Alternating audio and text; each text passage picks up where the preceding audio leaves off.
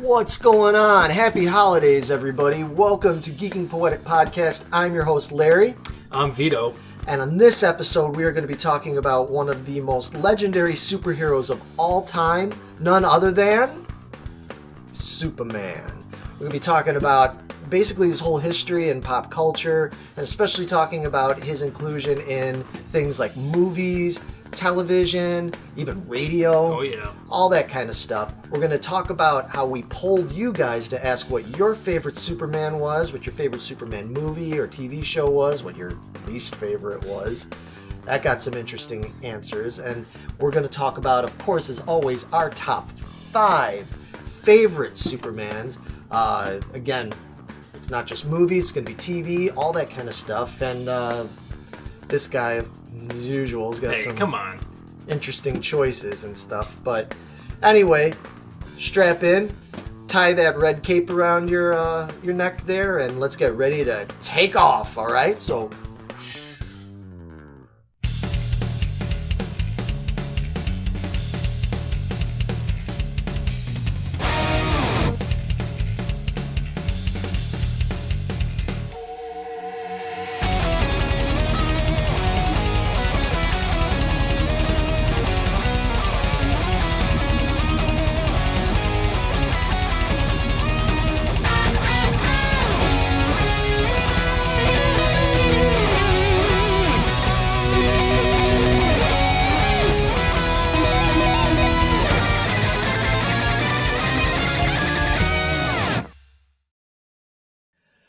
What's going on? What's up? What is up? What's happening? Happy holidays! Merry Christmas! Ho, ho, ho.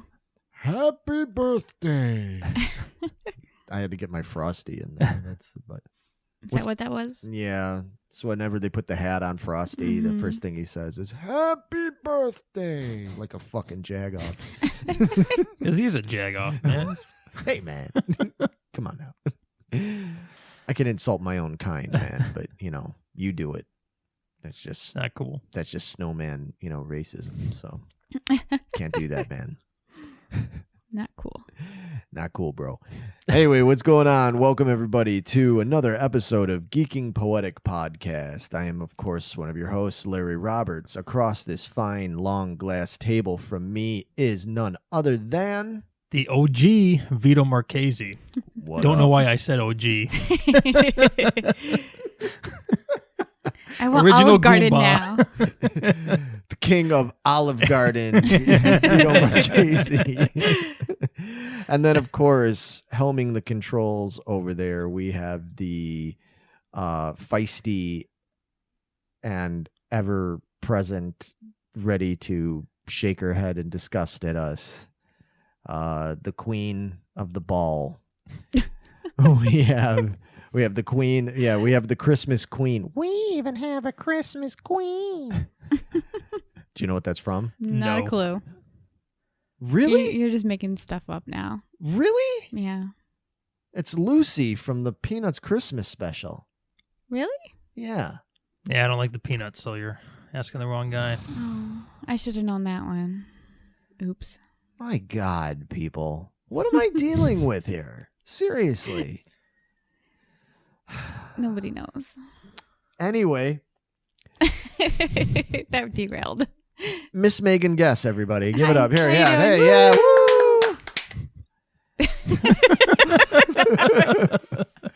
Woo! Wow. We're off to a great start. So Off with a bang. yeah. So this is our obviously this is our so-called Christmas episode. Doesn't really have anything to do with Christmas per se, but We do what we want. it's December and we do what we want. Yeah, exactly. Catch Megan outside. Cast me outside. Catch me outside.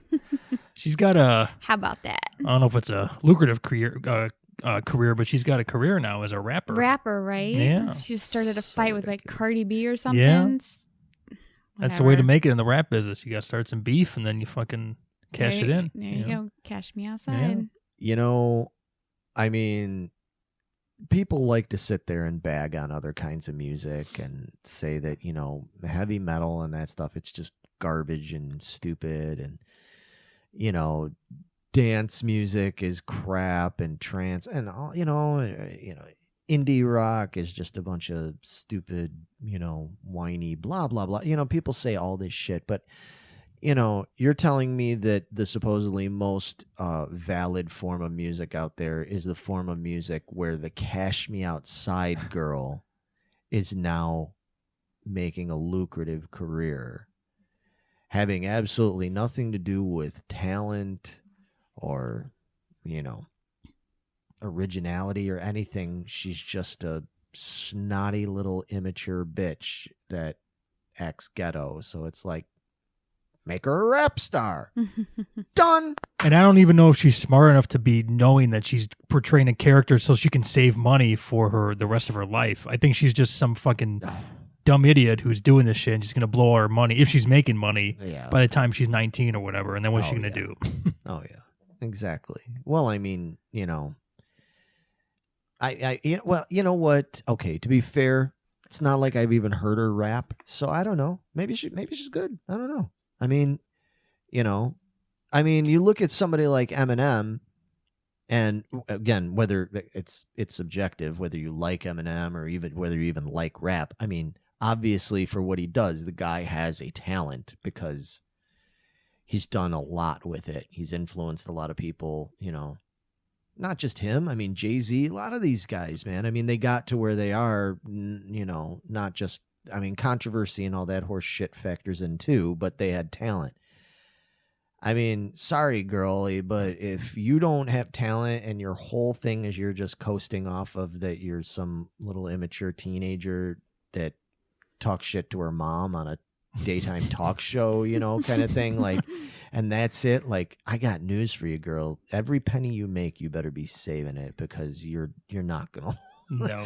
You're not gonna last. It's not like in 20 years people are gonna be like, one of the most influential artists of the 21st century, the Cash Me Outside girl.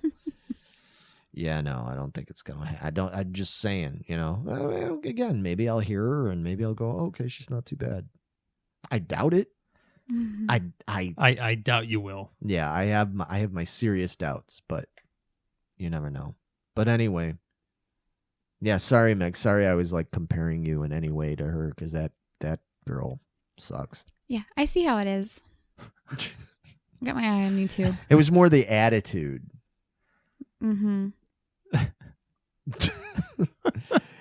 All right. Well, in a minute, I'll go and get my shovel so I can try digging myself out of this hole that I've just gotten myself into. But anyway, getting back to the point, as you could see, for the people that are watching us and not just listening to us, we have all sorts of decor going on, all sorts of nice little sparkly, jangly things.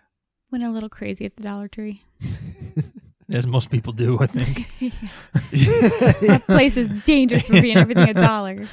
Isn't that the funny thing about the damn dollar store? I mean, it's like you think, well, I'm not going to pay all this money for this other crap. I'm just going to go to the dollar store. It's cheaper. I'll save money that way.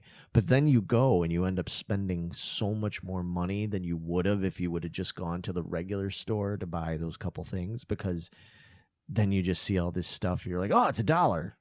And then you'd have to It's take only into $1. consideration that wrapping paper you buy there is fucking garbage and it's going to rip on you. So do not spend it for $1. Just And go to there's, like, fucking a Jewel. square. Yeah, just go to Jewel and spend $6, man. You'll be way better off. Well, yeah. I go Yeah, back. with wrapping paper, you have to buy good Yeah, stuff. fuck that. I go back and forth on that though, because it's like, You're just going to throw it away. I would say it's fucking wrapping paper. I mean, you're literally wrapping a box or whatever with it so somebody can tear it Right, open. but when But you you're want trying it to stay tape wrapped. it. Yeah, when you're long enough taping to- it, you're already ripping it. So it doesn't even like hold together for you to tape it down. It So. at least has to make it through transport, getting from A to B. You realize that in 2 minutes we went from no, check it out. We went from wrapping Oh, Bitches. shit. Oh, Look yeah. what we did. to wrapping wrapping presents. paper. Yeah. wrapping girls. That's just to how wrapping good we paper. are. We got the flow. That's what you call serious flow, see? We're not as random as we seem. No. It's like freestyling and shit. We're freestyling here on Geeking Poetic with our stupid ideas and subjects. Anyway, yeah, I think it looks good. I like our little tree. And I like all the decor. I think it's pretty cool. We should just leave it like this. We're just gonna leave it forever. Yeah, we're just gonna make We'll it be one of those don't take our lights down. right. Leave them up all year. This is the first time I've had Christmas decorations in my house, and I couldn't tell you how long, dude. You're welcome, Vito. Well, that's what happens when you have a girl. Yeah. When Sorry. When you get a girl in the house, she's like, no, not having it. Because I don't decorate anything ever. So I will be going to the Dollar Tree for every holiday. Oh, man. Stocking up. We're going to have cases and cases of crap. So wait till it's Easter. Easter. I mean, she is a bunny fan, as we know, so. I'm going to actually bring my bunnies if they're still here. Oh, wow. That'd be kind of cool. We just have to watch the wires. Yeah. They like wires. Yeah. And the cats upstairs will get a whiff. They'll be like, oh yeah. they'll be Oh going, my gosh. dude, they'll go those nuts. cats will be going insane. Be like, fucking let me out. I smell them. Like, how can you do this to me? You're bringing rabbits into the house and not letting them. Oh man, those cats are just gonna be like, could be like the creatures in The Thing and stuff. You know, just like they're gonna split apart like those fucking dogs in The Thing. I was Yeah. just going to say It's they're going to like- start coming through the heating vents down at us. Cats can fit through anything. Yeah. We're gonna have these because see, okay, so for the listeners so Vito has cats. He has awesome cats. How many you got? 3? 3. Yeah, Three? 3 cats. And obviously we don't let them down here because it's too much for them to get into, and They get it in the Christmas tree. yeah, they would. Yeah, they would get into everything most likely. Yeah, exactly. They're cats. I mean, that's what they do. So we have to keep them locked upstairs and everything. But I think if we brought those rabbits in here, man, all of a sudden it'd be like, oh, it's really quiet up there. I guess they're okay. And then like cut scene to like the cats are in there. Like one of them's got like a little general hat on. The other 2 are sitting there like Awaiting like, orders. waiting orders and everything. It's like, all right, troops. We have the enemy has invaded our territory, and so Which is funny because their name is Missy Elliott, which is a rapper. Hey, So we just circled back get around your freak again. on. yeah. Well, you should explain that your bunnies. Uh-huh. You have 2 bunnies. I have One 2 is named bunnies. Missy, and the Missy. other one's named Elliot. Yes. And they were actually named after Missy Elliott. It's like a commercial or something on the radio when we picked them up, and it stuck. Interesting. Because we weren't supposed to keep them. It was just a joke, but then we kept them. So they kept their names too. Do they know their names if you call them by them? Yeah. Yeah. If I yell, Missy, stop chewing on that, she'll freeze real quick. And then go back to chewing on it. Yeah, I can picture those cats like up there, just like having a whole tactical meeting, you know, figuring out. And it's like, you are going to figure out how to unscrew the vent covers. My boy cat Kyra would probably end up doing that because he is learning how to open a door now because I can hear him trying to turn the knob in the room sometimes. For real, dude. That's a little scary. Yeah, he's an escape artist. He can open that sliding door in my kitchen. That's why I have that stupid lock chain thing on there. The one that Larry knocked down. Yeah, Dude, because he'll literally open that. I'm like, how are you doing that, dude? It's crazy. there could be like Ocean's 3. Like they're going to have this Yeah. whole plan, you know, the ones and everything. It's like, you're a good escape artist. This other one's going to be like the technical guy and everything and be like, I know that if I chew those wires over there, it's going to cause all the power in the house to go out. The power before the breaker flips will have exactly like 8 seconds. So One's going to be a decoy. right. Yeah, exactly. Hey, Exactly. look how cute I am. Pet me. Be like, yeah.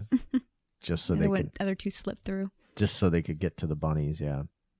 They'll be coming like, yeah, the vent up here, like all of a sudden there'll be like pop off, and then there'd be like a rope that's gonna come out.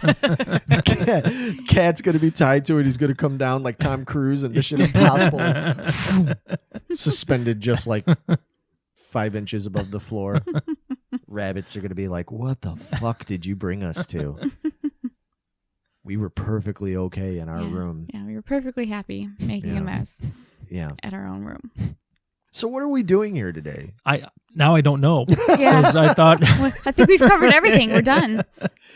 See, maybe we don't even need to have actual subjects. We need to just come here and talk and See where it goes. see where it goes, because we've talked about, rapper girls and wrapping paper in dollar stores and Bunny's named after a rapper. bunnies versus cats in Mission Impossible style movies, and has nothing to do with anything we're going to be talking about for the rest of the episode. It's Well- all super. if we do Mission Impossible, we'll have to steal this as the teaser. We'll get one of my cats in a harness and we'll drop them down. Snap. We Well, got it. I would love to do an episode where we talk about not just Mission Impossible, but where we talk about all those kind of films, like Mission Impossible films, James Bond, even like the Bourne movies, the Jason Bourne movies, like all those kind of things and stuff.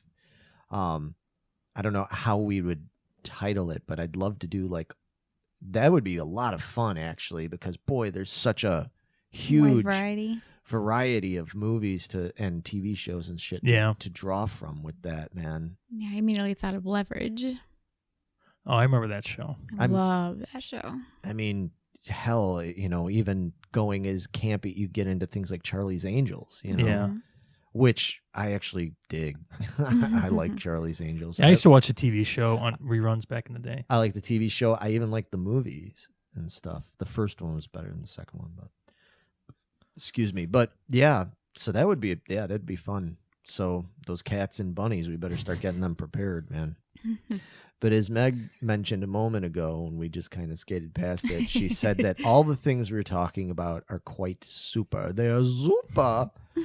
They're super. And is anybody that probably read the description or the title of this, when we put it online, like it's a big secret or something. Nobody knows what we're talking about. We are going to be discussing I would say arguably, but I don't think so arguably, the most famous superhero of all time worldwide, which would be Batman.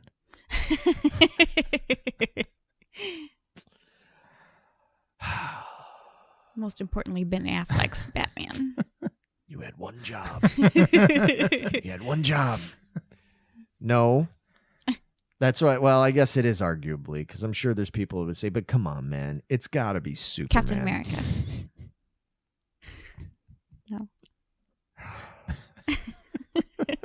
No.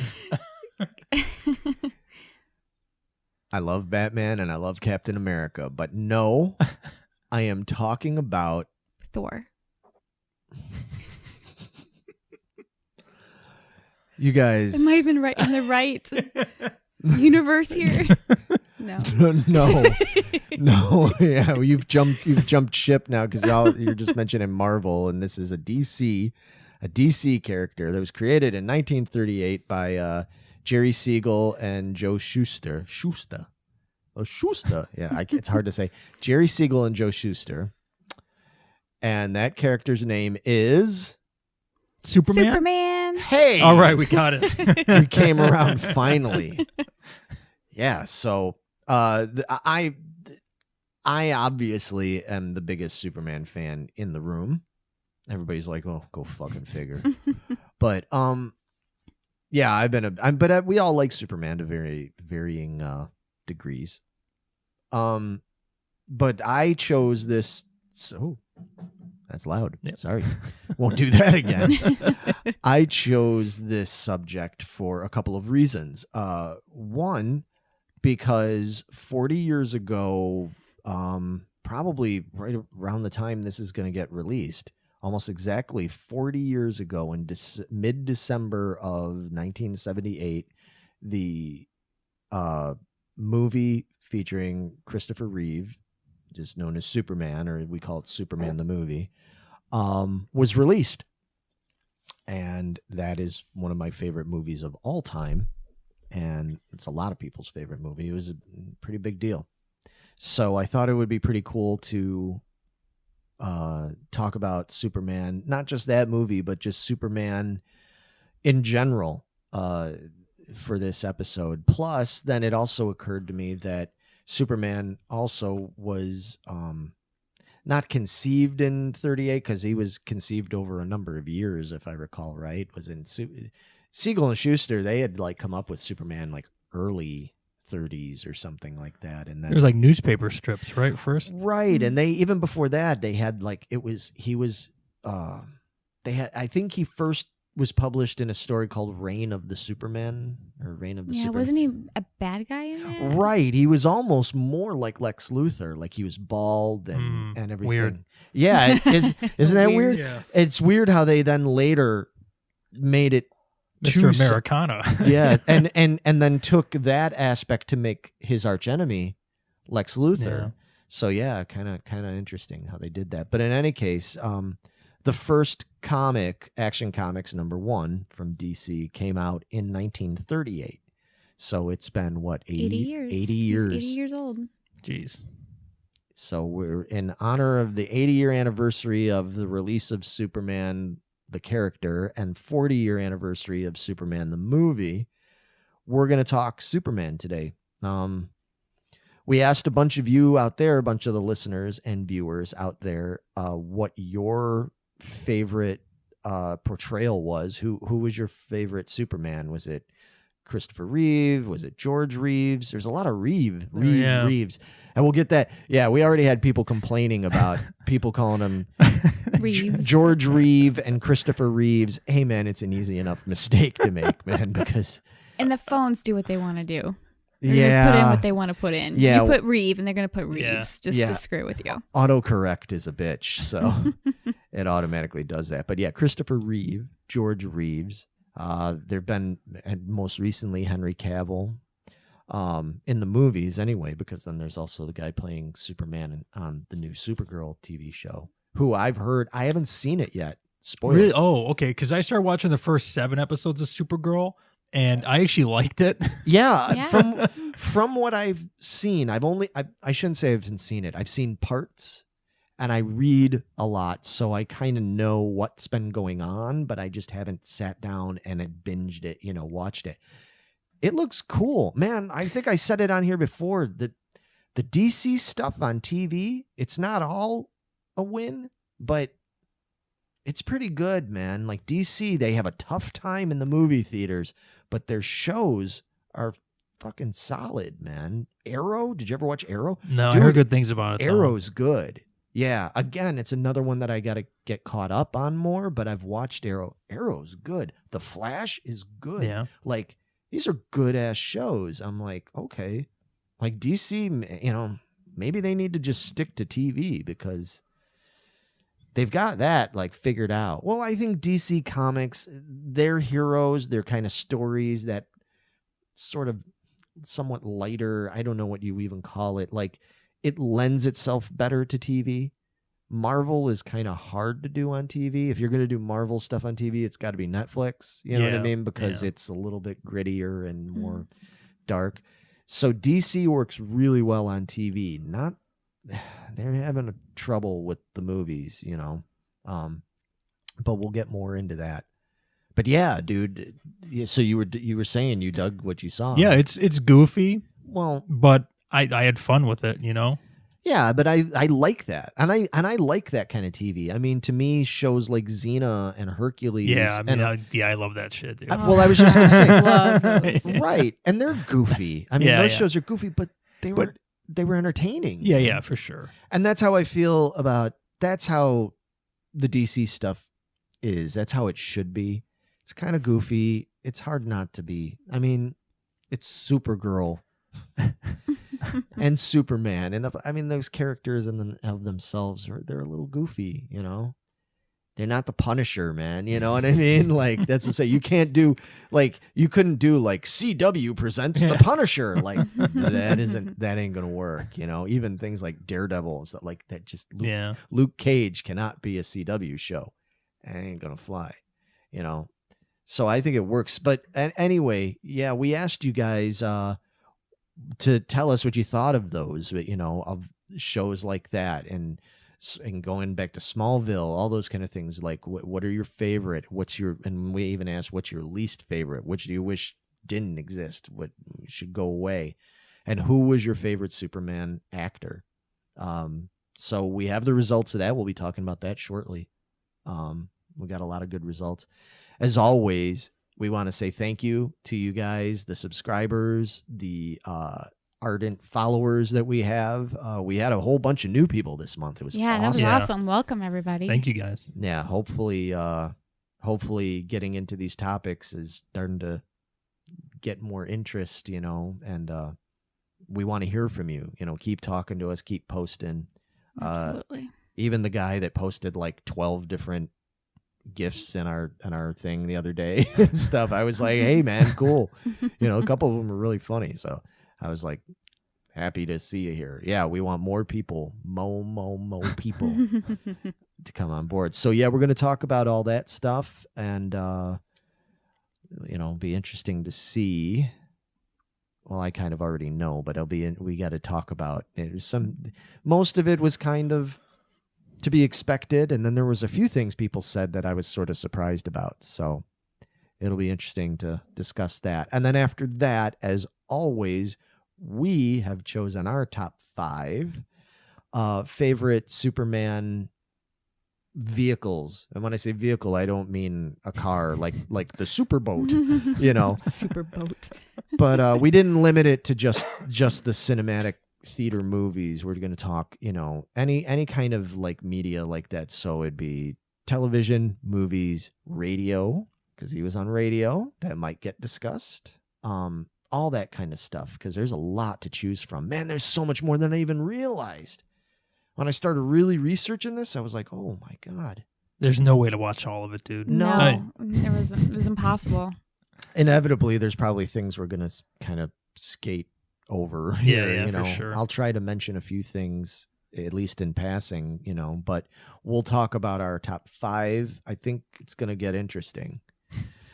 For talking to this one, go figure. Mr. Contrarian over here, Vito Marchese's he and I are probably gonna butt heads a little bit on a few things, but that's what makes it fun, Yeah. So, and again, not to give too much of a spoiler, but there isn't really anything Superman that I flat out just despise, Yeah, I don't know if we really have a thanks but no thanks. I have a couple things that I'm gonna throw in that category. Yeah, just to have something. I don't have something. But there's not anything that I'm just like, oh, I wish this didn't exist. Everything, because I'm such a fan, I can see good in everything. Even I'm sure people at home are like, dude, don't even tell me you like. I'm not going to say it yet. Certain ones. We already know what they're going to be. And you know what? Yeah, maybe we do. Although I think people wouldn't be surprised if Vito does, because they're probably already expecting it. But yeah, so we'll get into that. Honorable mentions, thanks but no thanks a little bit.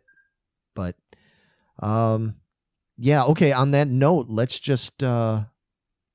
get into first. I think it's a good time to get into some important life lessons that we all can learn, because there is a lot to learn from the biggest Boy Scout of all time, basically. Yeah, it was hard to narrow it down this time.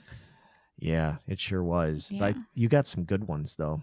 I sure did. So you should just lay it on them, sister. All right, let's give it to him. You ready? Everybody? I'm ready. Yeah, you ready? Are you ready for this? This looks like a job for Superman. No. No. I think it looks like a job for Megan Guess's life lessons.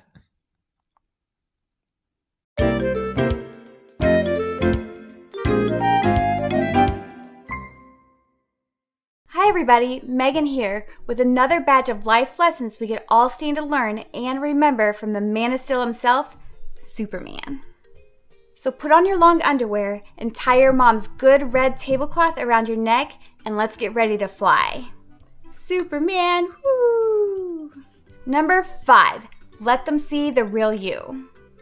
Poor Superman, he runs all over the world and beyond trying to do the right thing. The only thing he wants is the love and affection of his one true love, reporter Lois Lane. But can he get that? Nope. Because most of the time he's around her, he has to be in his guy's alter ego, Clark Kent. Seeing as Kent is the same tall, dark, and handsome man, you would think Lois would be able to appreciate him, but no. Because for some ridiculous reason, she can't see the real him because he wears glasses. Seriously, a pair of glasses, folks? That's all it took to fool her? For an ace reporter, she's not very smart at times. Anyhow, maybe more to the point is that she loves him as Superman, not only because he's strong and amazing, but because he's being himself. When he's Clark, he has to go out of his way to be someone that he isn't, so that no one will discover his true identity. Again, since apparently the whole world can't tell the fucking difference because of a pair of glasses. But I digress. The point is, if you want someone to truly love and respect you, it's best just to be yourself. If you're a superhero like he is, you may not have a choice but to have a fake personality as an alter ego. But for the rest of us, being your true self and showing who you really are is the way to go. And remember, ladies, glasses do not make the man. For reals though, how the hell could she not tell it was the same guy? Duh. Number 4, be careful who you trust. While it's good to show who you really are, like we discussed in the previous lesson, always wise to be careful who you put your trust and faith into. Superman trusts people like Lois or Jimmy Olsen with personal and private facts about his life. But there's always some Lex Luthor type out there who'll be quick to use those against you, in order to get themselves ahead, or simply because they're just dicks. Since most of us don't have the ability to see through walls, have super hearing or super sight, much less the ability to read minds, we can't always be sure we're trusting the right people with the right information. But you just have to go with your gut and hope you're making the right choice. Number 3, sometimes you gotta make the tough choice. Superman tries so hard to do the right thing. He spends so much time and energy trying to save everyone, only to discover that you can't be everywhere at once and do everything people expect of you. It can be tough having to make that choice between those things in that instance. But you just have to go with what you feel is the right thing to do, even if it's not the happiest choice. When he chooses to keep his promise and stop that missile from hitting New Jersey, he has to deal with the fact that the other missile will likely kill the woman that he loves in California. It was a tough choice to make, but he knew keeping his promise was the right thing to do. Of course, he also spun the world backwards and turned back time, which is kind of cheating. I guess not to share though. Not to mention completely freaking illogical. But the point is, over and over, Superman shows us that sometimes you have to make choices that aren't the easiest and they're tough on you, but they're the right thing to do. Number 2, even the best intentions can go badly. Have you ever felt like sometimes you just can't win? Well, so has Superman. You would think doing good deeds and saving people would garner praise and thanks, but often people will misunderstand your intentions or try to knock you down due to their own insecurities. Superman tries to rid the world of nuclear weapons by throwing them into the sun, and what happens? He creates a supervillain that looks like a coked out surfer that tries to take over the world. Superman saves a bunch of tourists and the Eiffel Tower by removing a bomb and throwing it outer space, and what happens then? He shatters the Phantom Zone and brings back 3 supervillains that tried to take over the world. Man, he can't even turn back time and save everybody's asses without whiny Jimmy Olsen complaining about it afterwards. Seriously, Jimmy, shut the hell up. The point here is you might have to deal with people being ungrateful at times, or things going completely not the way you planned, even though you had the best intentions to start with. So just suck it up, try to think a few steps ahead, and hopefully everything will work out for the best. Number 1, good ideas can be gold. Do not give them away. Superman was created in the early 1930s by writer Jerry Siegel and artist Joe Shuster. They felt strongly about their idea, but struggled for years to get anybody to give them a shot. Finally, DC Comics published a story in Action Comics #1 in 1938, and history was made. Unfortunately for them, common practice in those days was for companies to take the rights to those characters and pay the creators diddly squat. It took many years of fighting and lobbying for their just rewards before the company finally relented and gave the duo proper credit. And some would say they still didn't get anywhere near what they deserved. Of course, it was hard for them to know that their idea was golden. It would wind up being the worldwide phenomenon it became. But it just goes to show that a truly good idea can be worth a fortune. And it's good to believe in yourself, your ideas, and your creativity. Don't be quick to let it go for just a quick buck or due to impatience. Or simply just not having the confidence in yourself or your ideas. You never know, you might have the next Man of Steel sized idea brewing in that noggin of yours. That can not only make you a fortune, but it could also influence and inspire future generations like Superman. So if anyone tries to get you to give up on your ideas and rights, you turn those bastards away like they were made of kryptonite. Well, there you have it. 5 lessons that will hopefully help you live a happier and better life. So go out there in the world and try to do some good for everyone. But hey, first, take off that long underwear and that cape. You look ridiculous. Bye.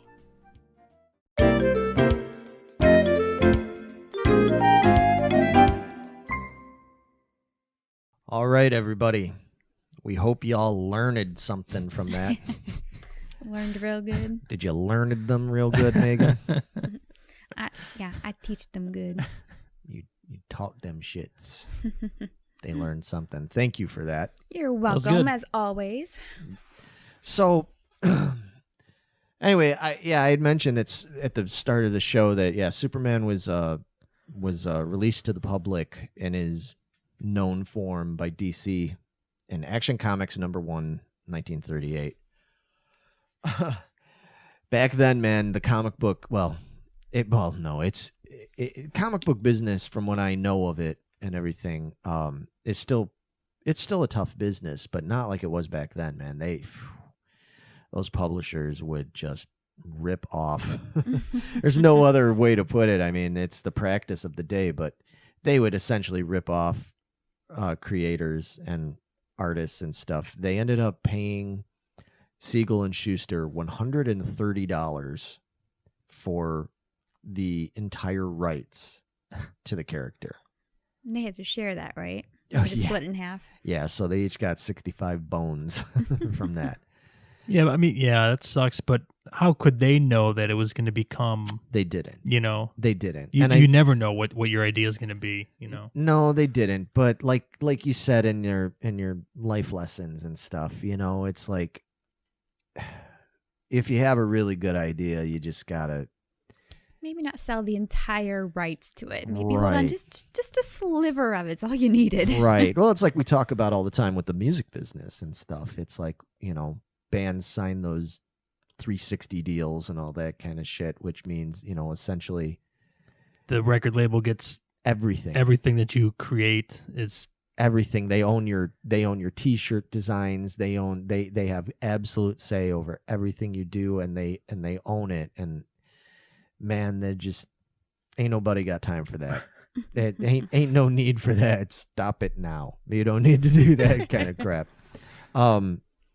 Seriously. So the only thing I can say in defense of not only Siegel and Schuster making that poor choice, but also even in terms of the publisher themselves. I mean, that was literally like the first superhero comic. I mean, it literally could have been gone the next day, the next month, the next week, the next day, almost. Like, there was no way to know it could become what it did. There's just no way. There was no precedent for it. So, you know what I mean? Well, I guess I shouldn't say it was the first one. Batman actually was first, right? Because He was a detective's comic. Yeah, 27. So. I think that came out did that come out in 37? Maybe. I think when did that comic come out? Which one? For the one that they bought, DC bought.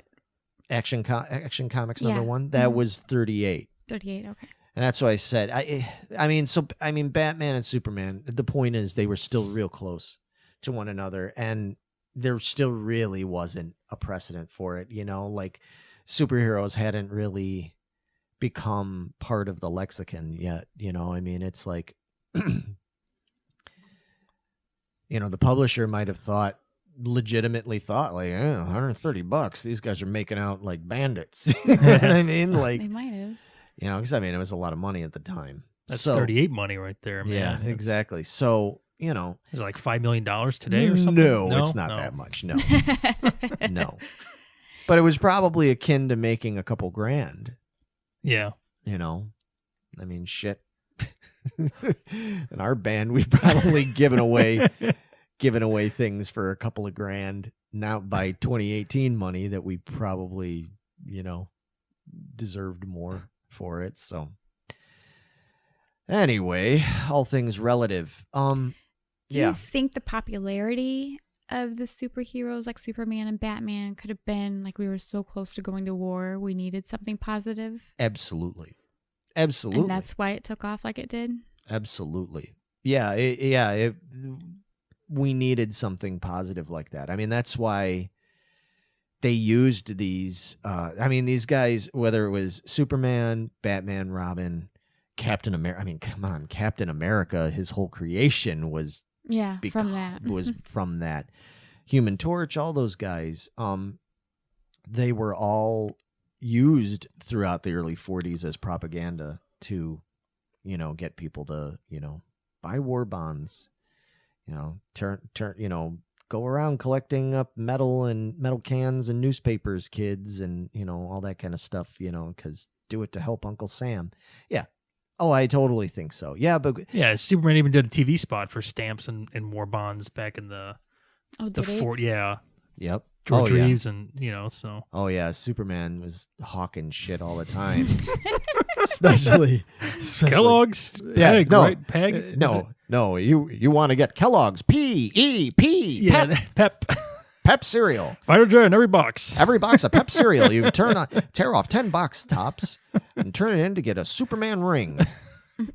I love those old-timey radio shows, dude. The commercials yeah. are the best. Oh, man. yeah. We'll get into that. We're definitely going to talk about that, but I'm with you. But yeah, and that's where it all started. And that too, that's another thing. In addition to how inspiring those characters were, because they were such good guys. They were, we needed those ultimate good guys. We had an ultimate bad guy out there in the real world over there in Deutschland pulling his shit, so we needed that real something, kids especially, they needed that kind of thing to aspire to.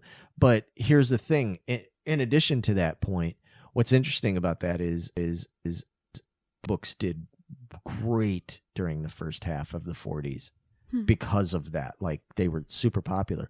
Once the war was over, by like the late 40s, early 50s, man, everybody, including even Superman, although Superman still did okay, they all went down. Like, Really? Yeah, comics had a bad dip in sales and popularity. They didn't have anybody to fight anymore because they didn't. It isn't like now. I mean, now in comic books we have Captain America and the Avengers and all that. They're not fighting, the Axis allies. It's not Axis versus allies and all that kind of stuff. The Axis powers.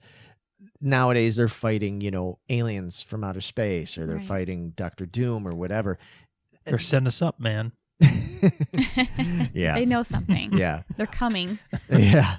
But the thing is so back then, yeah, they had villains, they started creating characters like the Joker and the Penguin and all this kind of stuff. But so much of what it was really based on was superheroes were fighting against. Didn't he actually fight the Nazis? Superman, kind of. it was more a Marvel thing, like Captain America did. But yeah, there were things where they had like Superman punching Hitler and things like that. Yeah, I mean, they got into that stuff a little bit. That's a slippery slope, because Superman punched Hitler, even Captain America, like he'd be dead.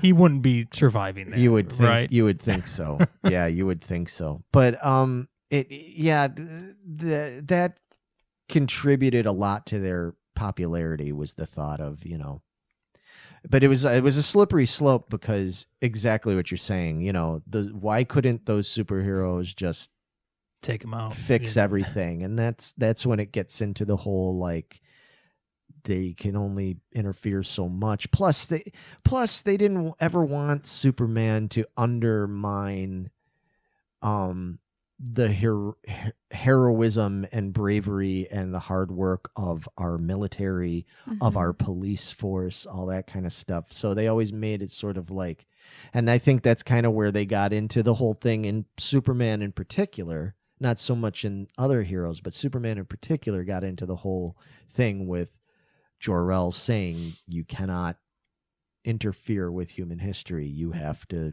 can help, you can kind of try to guide, but ultimately, if they're going to destroy themselves, you got to kind of let it happen. It's the Kryptonian Prime Directive. Right, man. Exactly. It's their Prime Directive, like in Trek, Right, so... But like Superman didn't give a shit. Yeah, but he don't give a shit because he turned back time. You know why? Because Superman want that pussy. He got the Lois Lane pussy. He did get it. And he did. Spun that world around. What happened in the next movie? Did it again. He was in the Fortress of Solitude. He spun her around on his dick. That's what happened there. Oh my gosh, we were going to keep this clean. Not possible. That didn't last. That didn't even last. I think It didn't even last an hour. Now, so I know, I'm getting ahead of myself, but in Superman 2, there's a Donner cut, and then there's the Lester cut. Oh, we'll get into that. Okay. Because in one of those versions, does he have sex with Lois before he turns mortal? Yes. Right? Yes. Yes. Yeah, I think Is he it does. the Donner? Oh, yeah, he does in both. Oh, he does. Yeah. That's what, there you go. Bangs Lois, gives up his superpowers, because isn't that always the way? Always. Dude can be like, pussy's strong, man. It'll make you give it up. Yeah, you've heard it, dude. Yeah, seriously, man. I mean, there's some, you know how they have those commercials about like Army Strong? No. Dude, Army Strong. Sorry, no offense, Megan, but Army Strong got nothing on Pussy Strong, because I don't know why I'm offended. I should be very flattered. Well, I suppose, yeah. Well, but see, yeah, exactly. Women are going to be like, that's such a sexist thing to say, but then in truth, probably you girls are like, we fucking know. I know that. I don't know why it took you two so long to figure it out. Keep that boy in line. Hey, it ain't taking. Who is the bachelor here in the room that's like, nope, ain't happening to me, right? I got shit to do, man. He's got dreams. He's like, man, yeah. He's like, I'm fighting that shit off like a fucking committed Marine, man. He's like, he's wiener strong. I'm so sorry, everybody. Getting back on my original point was, after they didn't have the war and all that, a lot of kids, a lot of people got disinterested.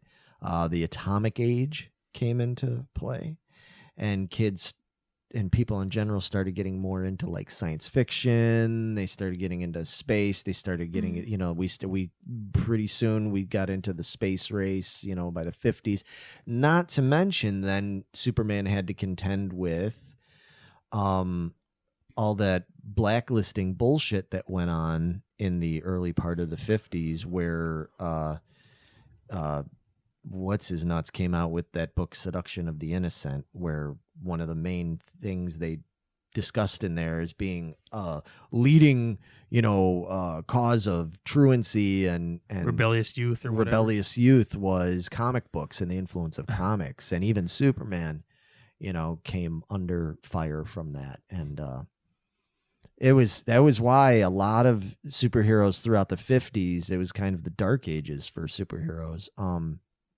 The thing that ended up saving Superman in the 50s then was once that whole thing kind of started to settle down after a few years, and back in a day and age when I think people actually had some common sense and reasonability about certain things. In other ways, let's face it, people back in the 50s were douchebags too about other things. Mm-hmm. But in any case, in terms of this, I think a lot of people sat there and realized and said, wait a minute, Superman is not causing delinquent, youth out there. He's a good influence. And DC had dialed back a lot of things, and if you look in the early days of some of those comic books, especially things like Batman and stuff, like it was violent. Mm. By the time 50s came around and stuff, they really toned that down. And then that's when they started coming out with all the offshoot comic books, like, Superman's pal Jimmy Olsen had his own comic, and Lois Lane had her own comic, which was geared more towards the girls. And then they had Crypto, the super dog, and Superboy. That's when they tried to kind of fluff everything up a little bit so they could keep going. Gotcha. But then what saved them, as I was going to say, was the Adventures of Superman television show starring George Reeves. That is when Superman kind of Took off. Yeah, no pun intended, right? Right. Took flight. That's when he really found a new audience. You know what I mean? Because think about it. By that point, that show was airing from. Oh, I'd have to look it up again, but 51 through like 58 or it was on 59. for a while. It was on for a while, and especially by 56, 57, 58. I mean, that was a staple. You know what I mean? Like that was just so ingrained in the social consciousness by that point. I mean, that was what made Superman more than just a comic book hero for kids. This is when now adults respected it and loved George Reeves, loved him, for older generations, like my mom and especially my grandparents or older relatives and stuff, to them, George Reeves is Superman. That's Superman to them. Like they like Christopher Reeve, they like these other ones, but George Reeves is their Superman. It's really interesting. It's just like with the Doctor. Yeah. Whoever the first Doctor was that you saw, that's your Doctor. Right. But I mean, even back then, before George Reeves, they had a few movies that came out with Kirk Allen playing Superman. Yeah. There's a serial thing that they would show. Yeah, and it was cool. It's good. It's really good stuff. But even that being said, like, he didn't embody Superman to people the way George Reeves did. Because, the Kirk Allen serials came out right before George Reeves. It was like same time period. It'd be kind of like Brandon Routh and Henry Cavill now. They were back to back. So, but you don't hear anybody talk really about Kirk Allen that much. It's George Reeves is the dude. So anyway, that's what basically brought him back. Then sadly, Mr. Reeves died under mysterious circumstances. Yeah. Say it's a suicide, but then there's a lot of fishy things about it. We could do a whole episode. We'll save that for one of our conspiracy talks. Yeah, that'd be a good one. That'd be fun actually to talk about. But broke the hearts of a whole generation of people, the idea, kind of like for me when Christopher Reeve died, like at least by that point, he'd not been Superman for so long, but I mean, when George Reeves died, he was still Superman. He was going to do another season, it was, so he was like the dude at the time still. So anyway, same thing. So that kind of changed everything. And then Superman fizzled again for a while. And throughout the 60s, just kind of floundered. He kind of got overshadowed by Batman because you had the Batman TV show in the 60s. This is a major hit. Major hit. Still is. People still love the Batman TV show with Adam West and stuff. I mean, and Superman, there were various cartoons and different things that came out during those time, and they were varying degree of success, but Superman took a pretty big back seat. Same thing in the first part of the 70s, and they tried there were cartoons. There was even a freaking musical. Oh boy, look that up. That musical it's something else. It's on You YouTube love or something. musicals. Yeah, it's bad. They did a televised one too, like a early 70s televised musical kind of thing. It's so bad. I just anyway. So Superman had been kind of considered really passé by a lot of people. I mean, known, respected, but just he wasn't hip, you know. Spider-Man was hip, Batman was hip. The Hulk was hip, you know. Yeah. Thor, like all that kind of shit was what? Well, Hulk and hip in the same sentence gets an from me. From the Hulk? Yeah. Yes, remember we had this whole conversation. Oh. Was it Halloween? Maybe. Yeah, he's one of remember. the dumbest superheroes to me. My God. He obviously blocked that from his memory. Mr. Marchese, don't make me angry. You wouldn't like me when I'm angry. He's going to have to get his maxi pads out. You know, fuck the both of you. Oh my God. Do you even know that much about the Hulk? Yeah. Yeah? Yeah. I watched a few of the TV of the series from the 70s with Lou Ferrigno. Some of those are kind of fun, but I just think it's a dumb premise and idea. I don't know. All right. You know what? Okay. I'm just going to go back to blocking that out of my mind. Do you know what happened to his molecular cohesion in his whole body if he constantly grew big and small like that? Like, Same as Ant-Man. Vito, it's a comic book character. I mean, you're a fan. You are a big fan of a series where a crazy satanic serial killer criminal guy puts his consciousness and soul into a fucking child's doll. Okay? Okay. but that's just his soul or whatever. It's not his physical body that is constantly growing in mass and shrinking and all that. Ant-Man to me is differently because he doesn't gain a bunch of muscular structure and a different skeletal structure. It's still him. Oh, I see. You know, the Hulk is just like I don't know. It's not the same to me. I get it.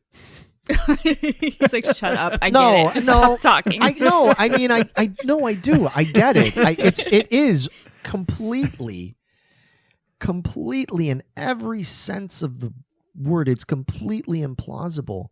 But so is every other fucking thing we talk about on this show. Every other thing.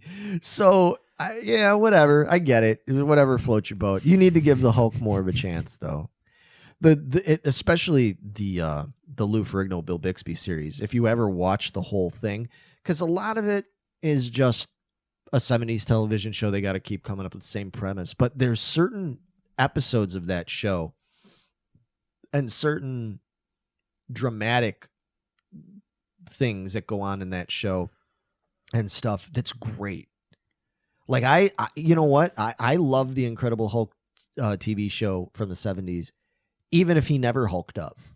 Seriously, like even if that was like it was a good show. Bill Bixby was a fucking great actor. You know what's funny is Michelle loves that show and she hates superhero movies, but she'll watch that show if it's on TV. Well, that's like because all the she's time. smart.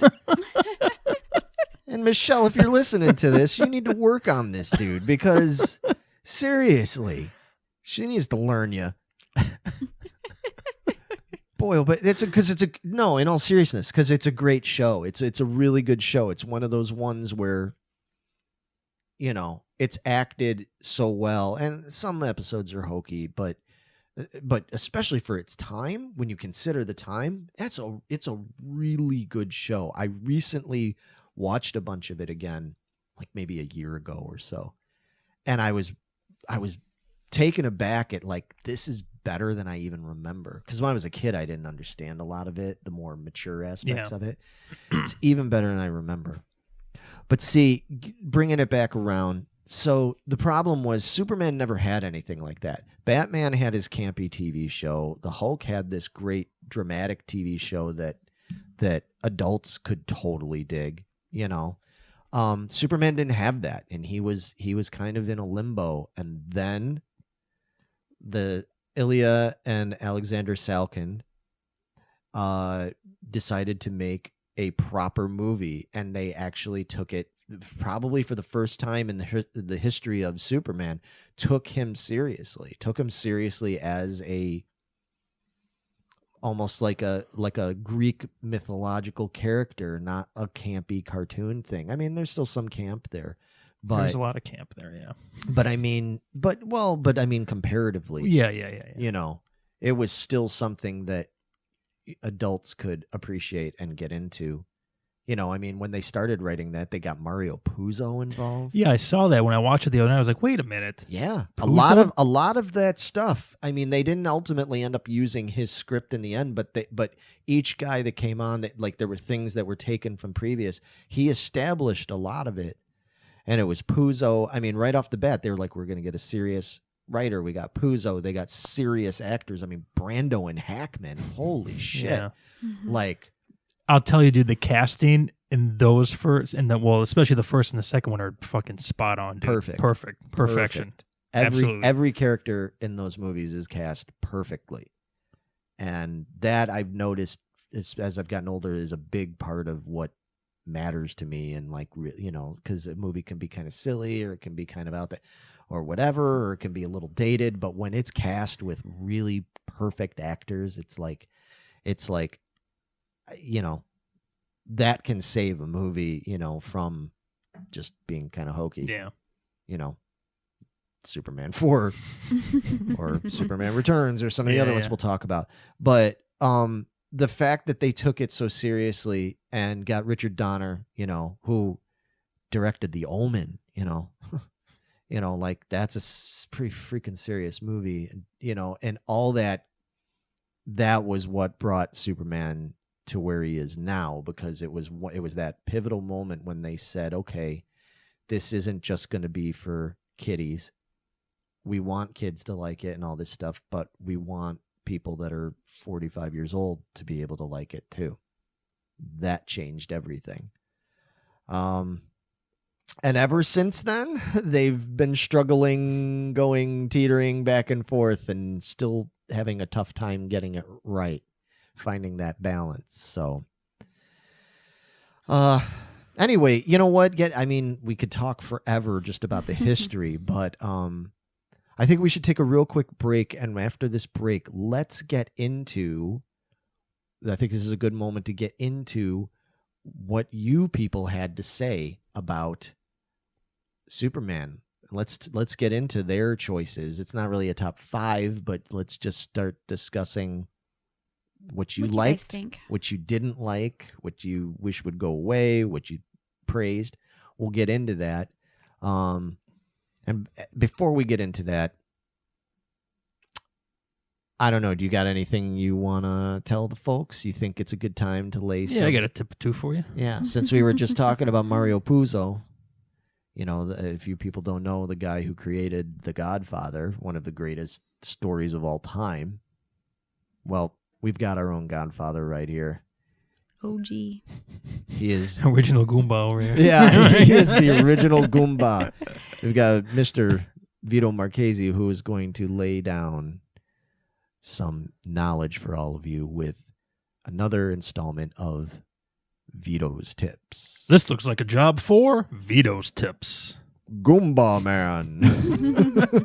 Dude, we're going to have to make that one. Big old G on it. I'm on it. With a big old plate of pasta and a glass of wine. And then in your belt, we got to have like a pistol stick in there, you know. All right, so I'm on it. you can pistol whip some fucking clowns with that shit. All right.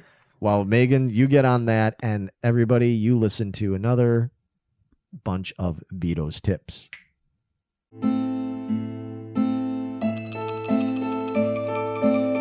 So, you're looking for a tip, huh? Well, I got a tip for yous. If you're running an operation in Smallville and you need to hire some guys to collect the protection money and all you're dealing with is a bunch of farm boys who milk cows all day, they ain't in the business. They don't know what's going on. And you find out that there's a Superman in town. Now you're thinking, hey, this guy will help me out, right? But this Superman, he ain't nothing but a goody two-shoes, you know what I'm saying? But here's the trick. You make some kryptonite. But not just any kind of kryptonite. You get some of this kryptonite, and instead of using unknown material, you use some tar. That's right, a pinch of tar. Just a little bit is all you need, a little bit. Too much, you ruin the sauce, you know what I'm saying? Now, with this kryptonite, you give it to Superman, right? Once he gets it, oh boy, let me tell you, he loses his mind. He's on your side now. He's a bad guy, you know what I'm saying? A bad guy. He will clean up the town for you, get your protection money, he'll take care of business. That's what you need to do. Don't be a bad guy, be a wise guy.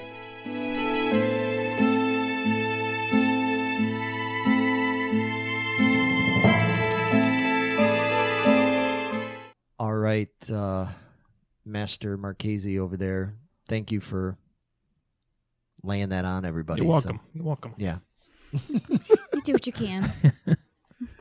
Well, you know, it's fitting because, like we said, we had a bunch of Italians involved in the making of the Superman movie. You had the, Puzo. They were making. They wanted to make the Superman movies in Italy, and then they ended up having to move it because the lira crashed. Or I remember the something. lira. Yeah, back before the euro. Yeah. The lira crashed. So then they moved it to England. And then that's when they got Richard Donner involved. Later, Richard Lester got involved. That's a whole thing we'll discuss. But, there have been a lot of, since 1978, there have been all sorts of, there were 4 movies with Chris Reeve. There were, let's see, gosh, I don't even know how many TV shows. There was Superboy, Lois and Clark, Smallville, now Supergirl. Umpteen bazillion cartoons. Yeah. Video games. Oh, yeah. Superman 64. The radio show. Yeah. Well, the radio show was old. Old, I'm talking yes. about since Reeve, since then, like all the glut we've had since 78 to now. There was a lot. So when we asked you guys what you were into and what you thought was the best of the best, there was certain things stood out, but there was some varying responses. In terms of, first of all, let's just talk about it. In terms of who your favorite Superman actor was that portrayed the character, am I really going to surprise anybody when I say that the number one by a landslide was Christopher Reeve?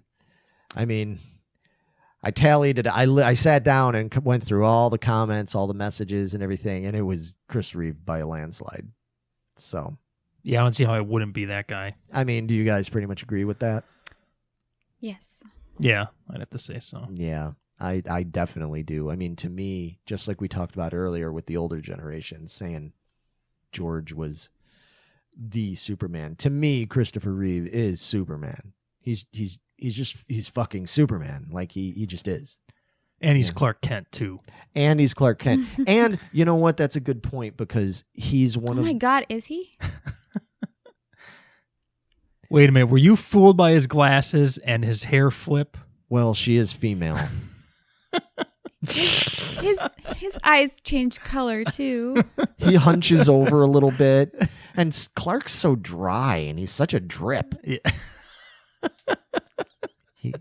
He's so I feel boring. better if he was Superman. Exactly. Lois Lane thought so. Dude, She was a. She's like, oh, wait a minute. Wait, what? I want the man I fell in love with. Oh, you mean that Superman? You mean me? Yeah, like, She's not in costume, really? she was a Yeah, bitch. doing all my research and stuff. She's a bitch. Oh my gosh! It's like you are, so ungrateful and self-centered and one-track mind. Oh my gosh! What was it you were telling me about the other day? The one was it the cartoon? What was It was the 40s cartoon I was watching, and he saved her from an airplane crashing. He picked her out of the airplane and put her on the ground, and then went and saved the airplane. And then at the end, Clark was flying like a two-person plane, like a biplane or something, and she was sitting next to him. He's like, "Don't worry, Lois, you're gonna be safe in this plane." She's like, "Alpha Better, Superman was here." I'm like, you fucking really? That's just her Choke character, you. right? In every medium of Superman, she's always been that. Yeah, I mean, I don't recall her Terry Hatcher's Lois Lane being quite that bad. well, that's such a completely different premise. Yeah. Because she knew. You know what I mean? Like Yeah, that was more the she Clark knew, and Lois love story. right? And she knew that he was Superman, and that's just that's a complete. That almost you kind of can't count that. Yeah, that's the only one. But Otherwise, she's a complete bitch. Hate her. yeah. Whoa. Is that a motorcycle or a drag racer I outside? think the There's a cat. drag race out I there. think the cats just took off on their chopper. They're going for those bunnies. Like, these assholes are gonna be busy for a while. Exactly. They're like, wait a minute, we just realized. This is podcast night. Been done for 7 hours tonight. They're like cranking up Born to Be Wild and shit. Anyway, Born to be feral. That's their song. Born to be feral. Born to Be Feral. Yeah, exactly. So Christopher Reeve was the runaway choice as the best Superman actor. That being said, Henry Cavill had a respectable amount of votes, and a lot of people said, even a lot of the people that mentioned Reeve, they said, Henry is, a close second. And I said, oh, okay. So a lot of respect for him. It's funny because not as much necessarily respect for the movies that Henry Cavill was in on a whole. mm-hmm. He's the Batman versus Superman guy, right? Yes. Yeah. Not necessarily as much respect for, people saying they loved those movies, but they seem to really like his portrayal of Superman and everything. So that's interesting.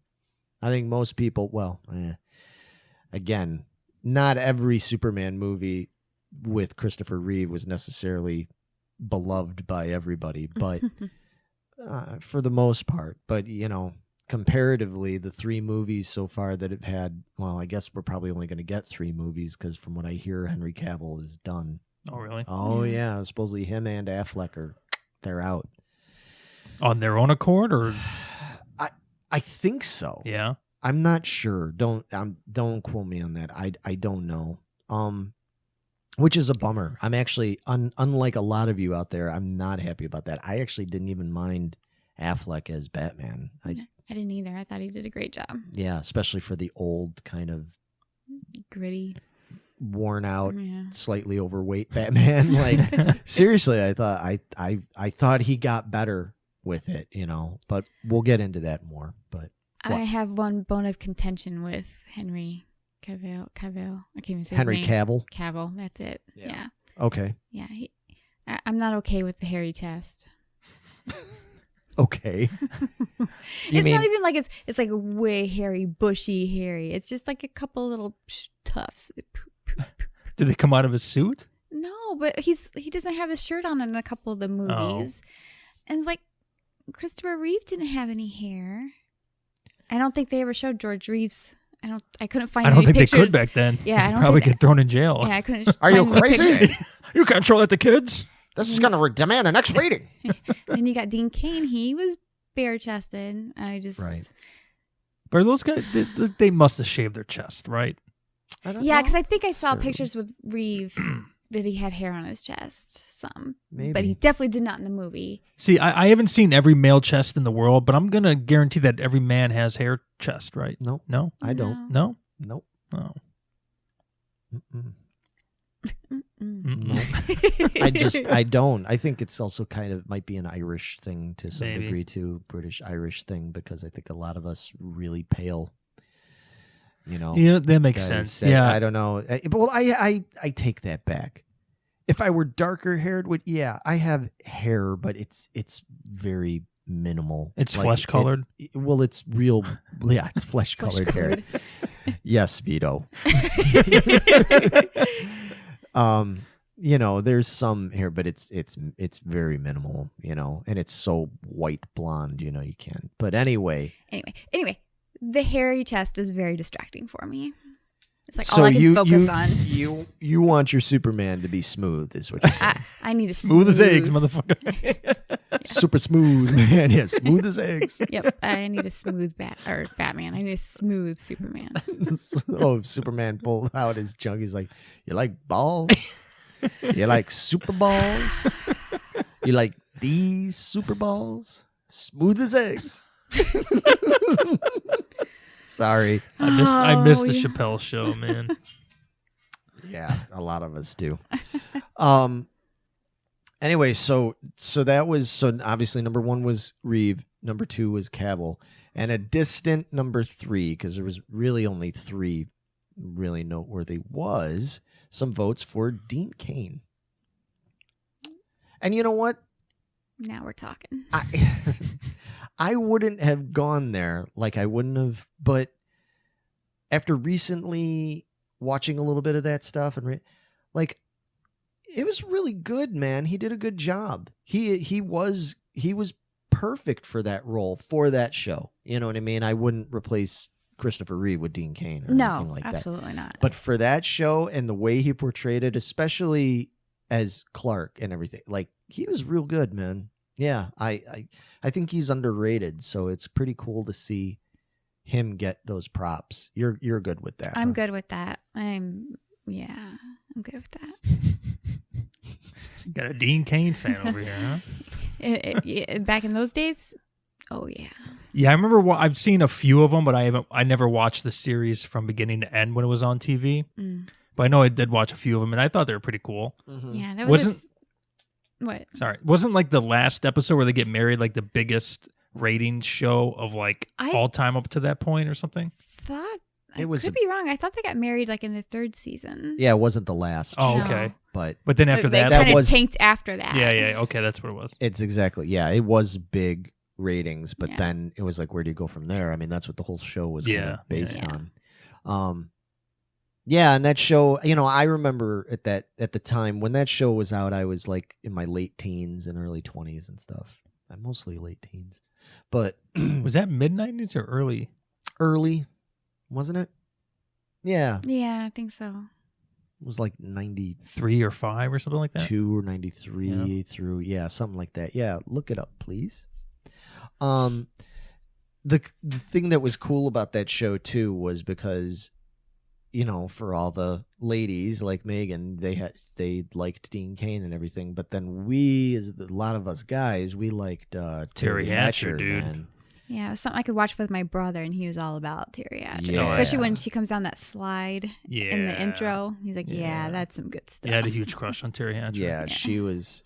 Terry Hatcher and Yasmin Bleeth, I think, were my 90s women that I really Oh my dug. gosh, Bleak. yes. Yeah. She was gorgeous. Yeah. Then the meth Baywatch. got a hold of her. And, ain't gorgeous no more, sweetheart. You know? Wow. But anyway, so that was kind of what was cool about that show, was that, you know, there was a little something for everybody there. And it was just a witty, fun show. It was a good 90s show. Yeah. Yeah. Did you find any info? Season 4 is 97, so go back. Oh, wow. Yeah, okay. Yeah, so so 93. 93-ish, Yeah, okay, that's what I thought. All right. It only how many seasons did it last? 4 or 5? 4. 4. Yeah. 93, 97. Yeah, that's still a good run, dude. That's a good run, and that's probably about as long as that really could have lasted. Yeah. Knowing where things went just in society, I couldn't imagine Lois and Clark lasting into 2001 or something like that. That just wouldn't work. But anyway, so you got Reeve number 1. And then Henry is number 2, and then Dean Cain number 3. So that was cool. Now, in terms of who got voted the least favorite Superman, it was a tie. There were several votes. It was Tom Welling from Smallville, which I don't really agree with, actually. And I guess even though the problem with the technicality with him is that he never really was Superman. I mean, he obviously was Kal-El, he was Clark, but he never played Superman. Like he never wore a suit or anything, right? Never. At the very, very, very, very, very end of the series, spoiler alert, very end of the series, like literally the last moments of the series, he becomes Superman, but you never see it really. You know what I mean? So I don't know. To me, and I get it. A lot of people don't like it because he was so just it was angsty teen, CW drama kind of stuff. But I don't know. I thought it was pretty good. I did think it was cool that the premise of the show was just weird kids in the neighborhood got some kind of powers from the meteorite, right? That came later. Oh, okay. Sort of. Yeah, I mean, so I remember one of the coaches got the power to shoot fire or something like that. Later on. Yeah, see, I'm not that familiar with the later seasons of that show. I've wanted to watch the later seasons, and I was just talking about that because from what I understand, they got really cool. Well, what I do know of it is that I think that's a good show. We'll get more into Smallville and discuss it a little bit later. But I mean, I don't think to sit there and say he's the worst.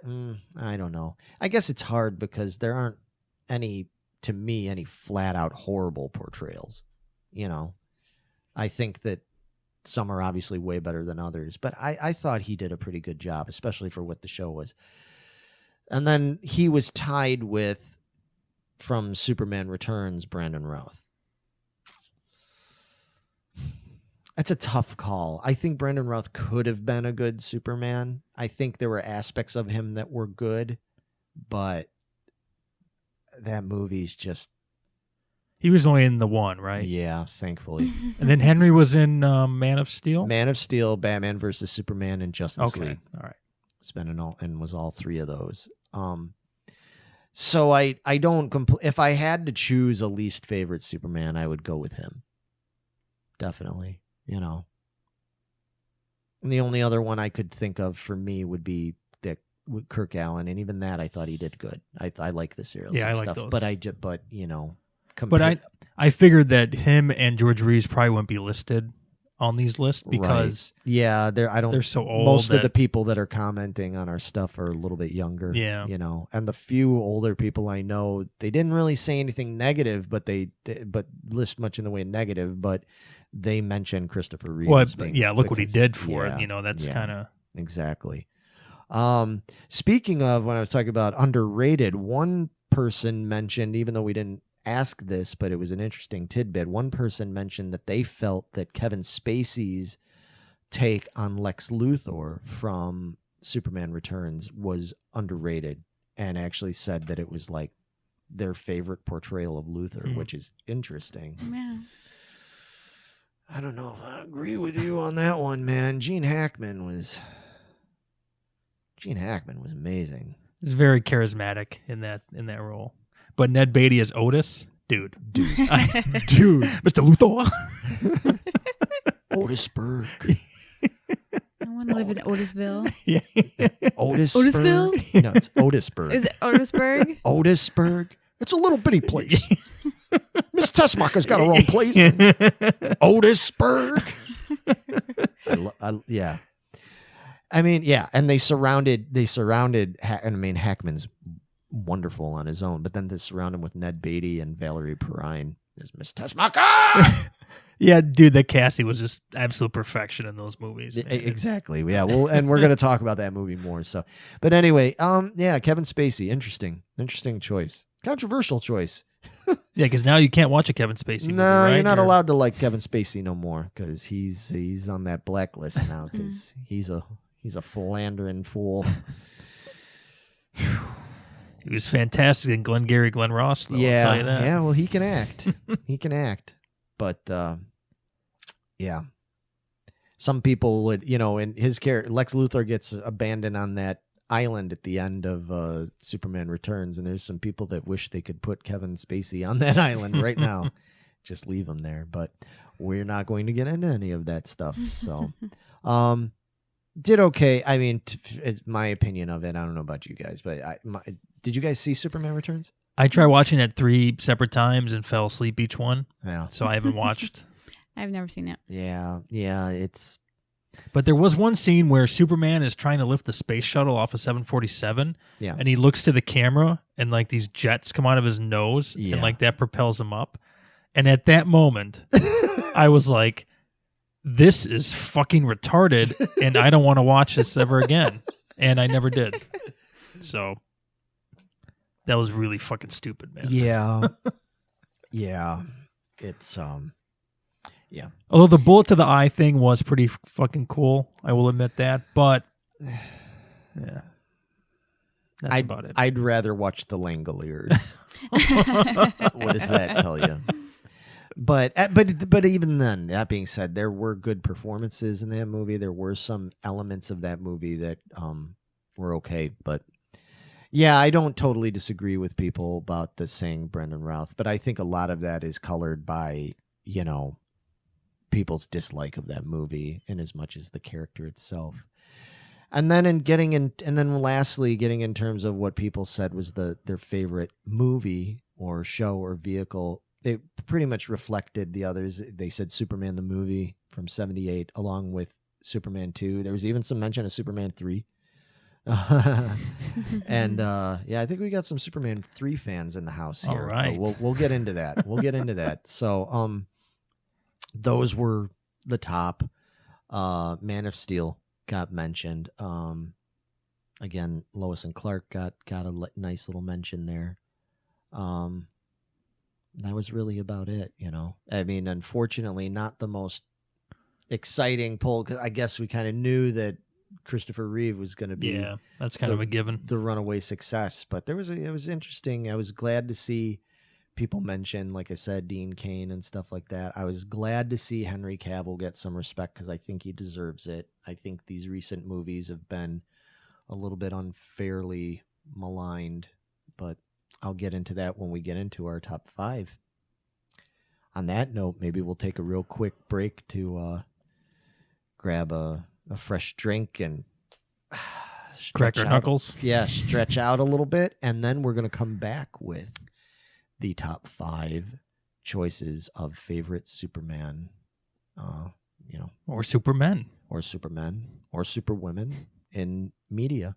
So we will be right after these messages. We'll be right back. This looks like a job for commercial break. Hey, Vito here. Thanks for checking out the newest episode of the Geeking Poetic Podcast. If you like what you see, make sure you click one of the links below and give us a follow. Make sure you leave a comment, hit that like button, and subscribe. And make sure to check back soon for more content. Now, back to the show. Bye. All right, and we are back. Welcome back, folks, to Geeking Poetic Podcast. And we are talking about, if you're just now popping in the middle of this for some strange reason, we are talking about our favorite Superman portrayals in, popular media, movies, TV, radio, comics, whatever. We're talking about all that. We just got done talking about what you guys chose as your favorites, but now we're going to talk about our top 5 favorites. And as always, we're going to go round and round we go. Where we end up, nobody fucking knows. We sure don't. No. We'll go around and we're just going to count down our 5, our 4, 3, 2, 1. And then after that, lift off. And then we're going to, we'll discuss each movie because ultimately we know we're going to list a lot of the same movies. So rather than flopping back and forth. Sorry. You started it. I You know. two I fucking started I it. can't talk about floppies. One thing, folks, you don't ever say anything about floppies around anybody on this show because before you know it, you're going to get smashed with a floppy, and that's just a disappointing scenario, you know. That's no good. No. Nobody wants that. No. That's just kind of a letdown. You go off half cocked, you know. Oh, Lois Lane's giving you the stink eye. Yeah, well, you Like know. a Ziploc bag of cookie dough or something. Well, yeah, she did, because Lois is like, really? You low rent motherfucker. But anyway, all right. Let's not waste any more time. Let's get into it. Top 5, Superman. This is a job for Superman. Vito, let's start with you as always. We'll go this way. So, Vito, what is your number 5? It's a little movie called Superman the Movie. Whoa. Whoa. Start off with a bombshell yet again. I don't know why we didn't see that coming. He is sequel man. Of course he's going to put the first one at the end. So wait. So wait. So you're saying, hang on, I've had this Mego Superman figure for a long time. Migos, awesome. So wait a minute, Vito. He's got words. So you're telling me that the potentially best Superman movie ever made only made it to number 5 on your list? Yep. Oh boy. I think that's what he said. Yeah, folks, you're in for a ride. So, all right. So 1978's Superman the movie is Vito's choice. Megan, what is your choice? I went back and forth, but I think I'm going to go with Justice League From 2017. 2017 Okay. with no red panties Superman. Yeah. Is he got like dark blue or something? It's He all. doesn't have any. He's just all blue. Oh. Yeah, we'll have a I guess picture of that he doesn't coming up. have anything down there to need panties for, so. Oh.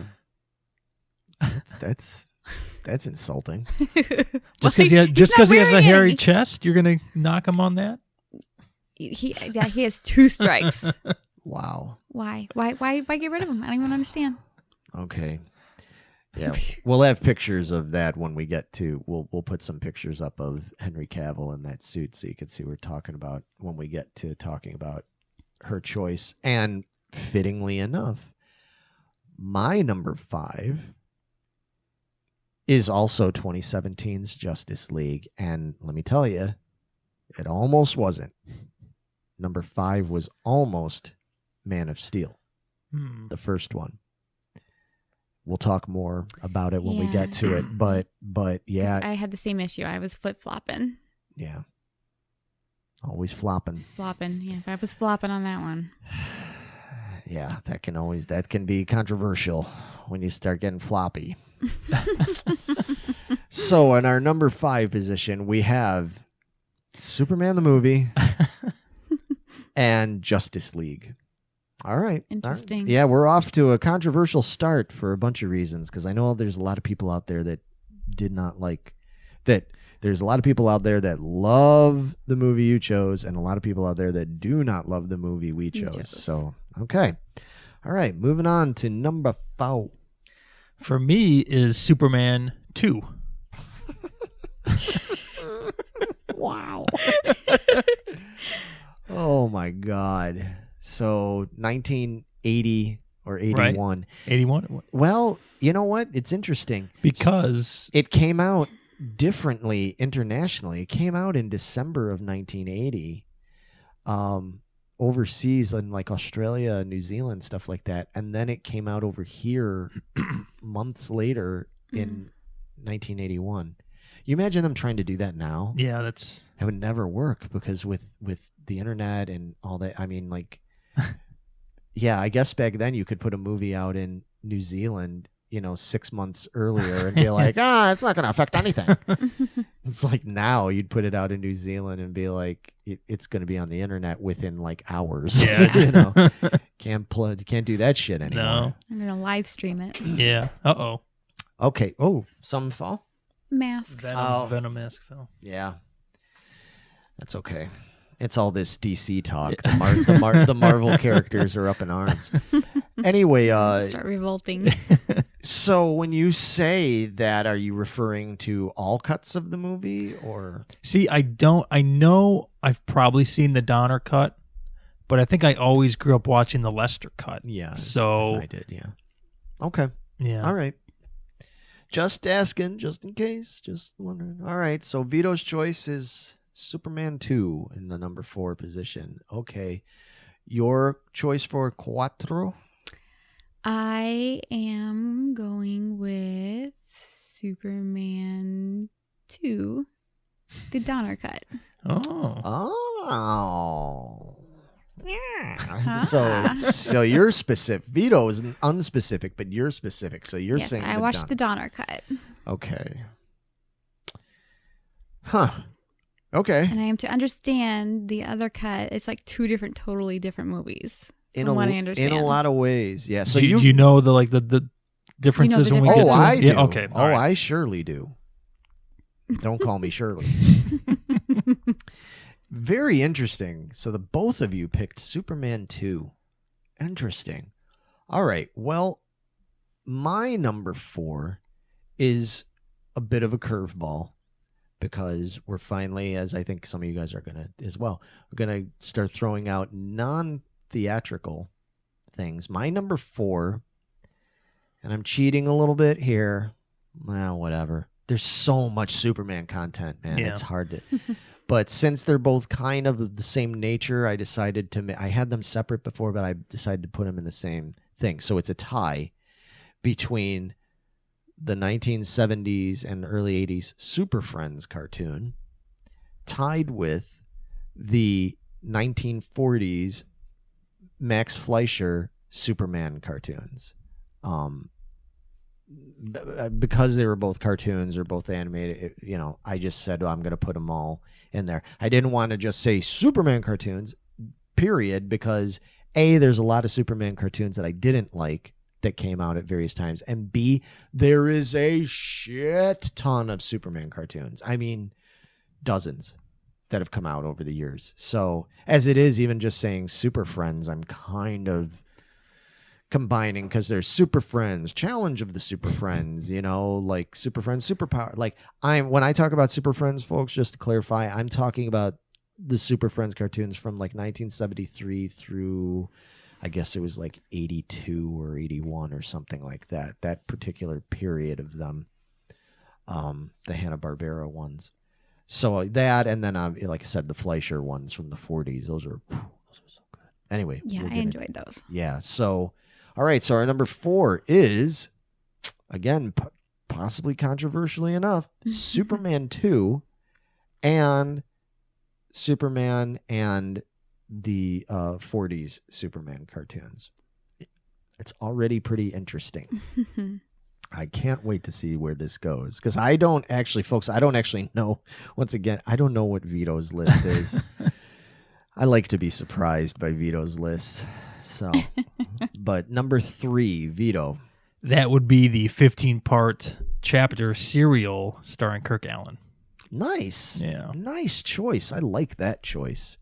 Yeah, and when did that come out? That was from 49 or something like that? Possibly. Yeah. Is that the one you have right there? Yes. What's it say? I know it was right before the Adventures. Right, that's what I thought. It was like late 40s, early 50s. 48 release. 40, yeah. Yeah. And it went on for, well, this was only the 15th chapter, but yeah, shortly after this was the show with George Reeves. The Adventures of Superman, yeah. Yeah, so it's 48. Cool. Show that to the camera, yeah. That's fucking awesome. Yeah. That's real cool. All right, I like that choice so far. I agree with that. All right, so Trace. I went with Lois and Clark, The New Adventures of Superman. Nice. That's a good choice too, as we already said. I think that's pretty cool. Jesus. Oh. It's cool that our number 3, I think we're all throwing out sort of like the oddball, the curveball choice for our number 3. You've got the Kirk Allen serial. She's got Lois and Clark. And for me, kind of echoing yours a little bit, I'm going with the Adventures of Superman radio drama with what was his name? Bud Collyer? Yes. Yeah. Yeah. Bud Collyer, yeah. The one that we've been talking about. that Yeah. Does the voice drop. It's awesome. Yeah, for me that's a big one going back to when I was a kid, so that's why I threw that one in. That's why it ranks so high for me. So all right, cool. So just a real quick recap. Number 3, Kirk Allen Superman saga. Lois and Clark, The New Adventures of Superman, and the Adventures of Superman radio broadcast series. So, cool. Number 2, Vito. That would be the Adventures of Superman TV show with George Reeves. Okay. Hey man, like I said, there are a lot of people, most of them a lot older than us, but there are a lot of people that would agree with that. I think there's a lot of people that would put that at least at number 2. It's a good show. All right, Megan. I am going with Superman 3. Superman Yes. 3, the infamous Superman 3 with Yep. Richard Pryor. Oh, yeah. Oh, yeah. Okay, yeah, I'm not even going to comment on that one yet. So my number 2 is, now we're going to get kind of obvious here, is Superman 2, the Lester cut. Mm. No Donner cut for me. New. So we'll discuss that a little bit. I've seen it, so I'm not just talking up my ass. I know what I'm going to be criticizing. So, all right. So we've got the Adventures of Superman with George Reeves, Superman 3, that laugh riot, and It is a laugh riot. It is. It's great. and Superman 2, the Lester cut. Okay, here we are, folks. We're getting down real quick through this. So number 1, the Big Red One. Not the Lee Marvin movie, but that's a good movie. Bet you're a big Lee Marvin fan, huh? Reservoir Dogs? Yeah, actually, I am a Lee Marvin fan, actually, but yeah, nice reference. Anyway, Vito, what's your number 1? You ready for this?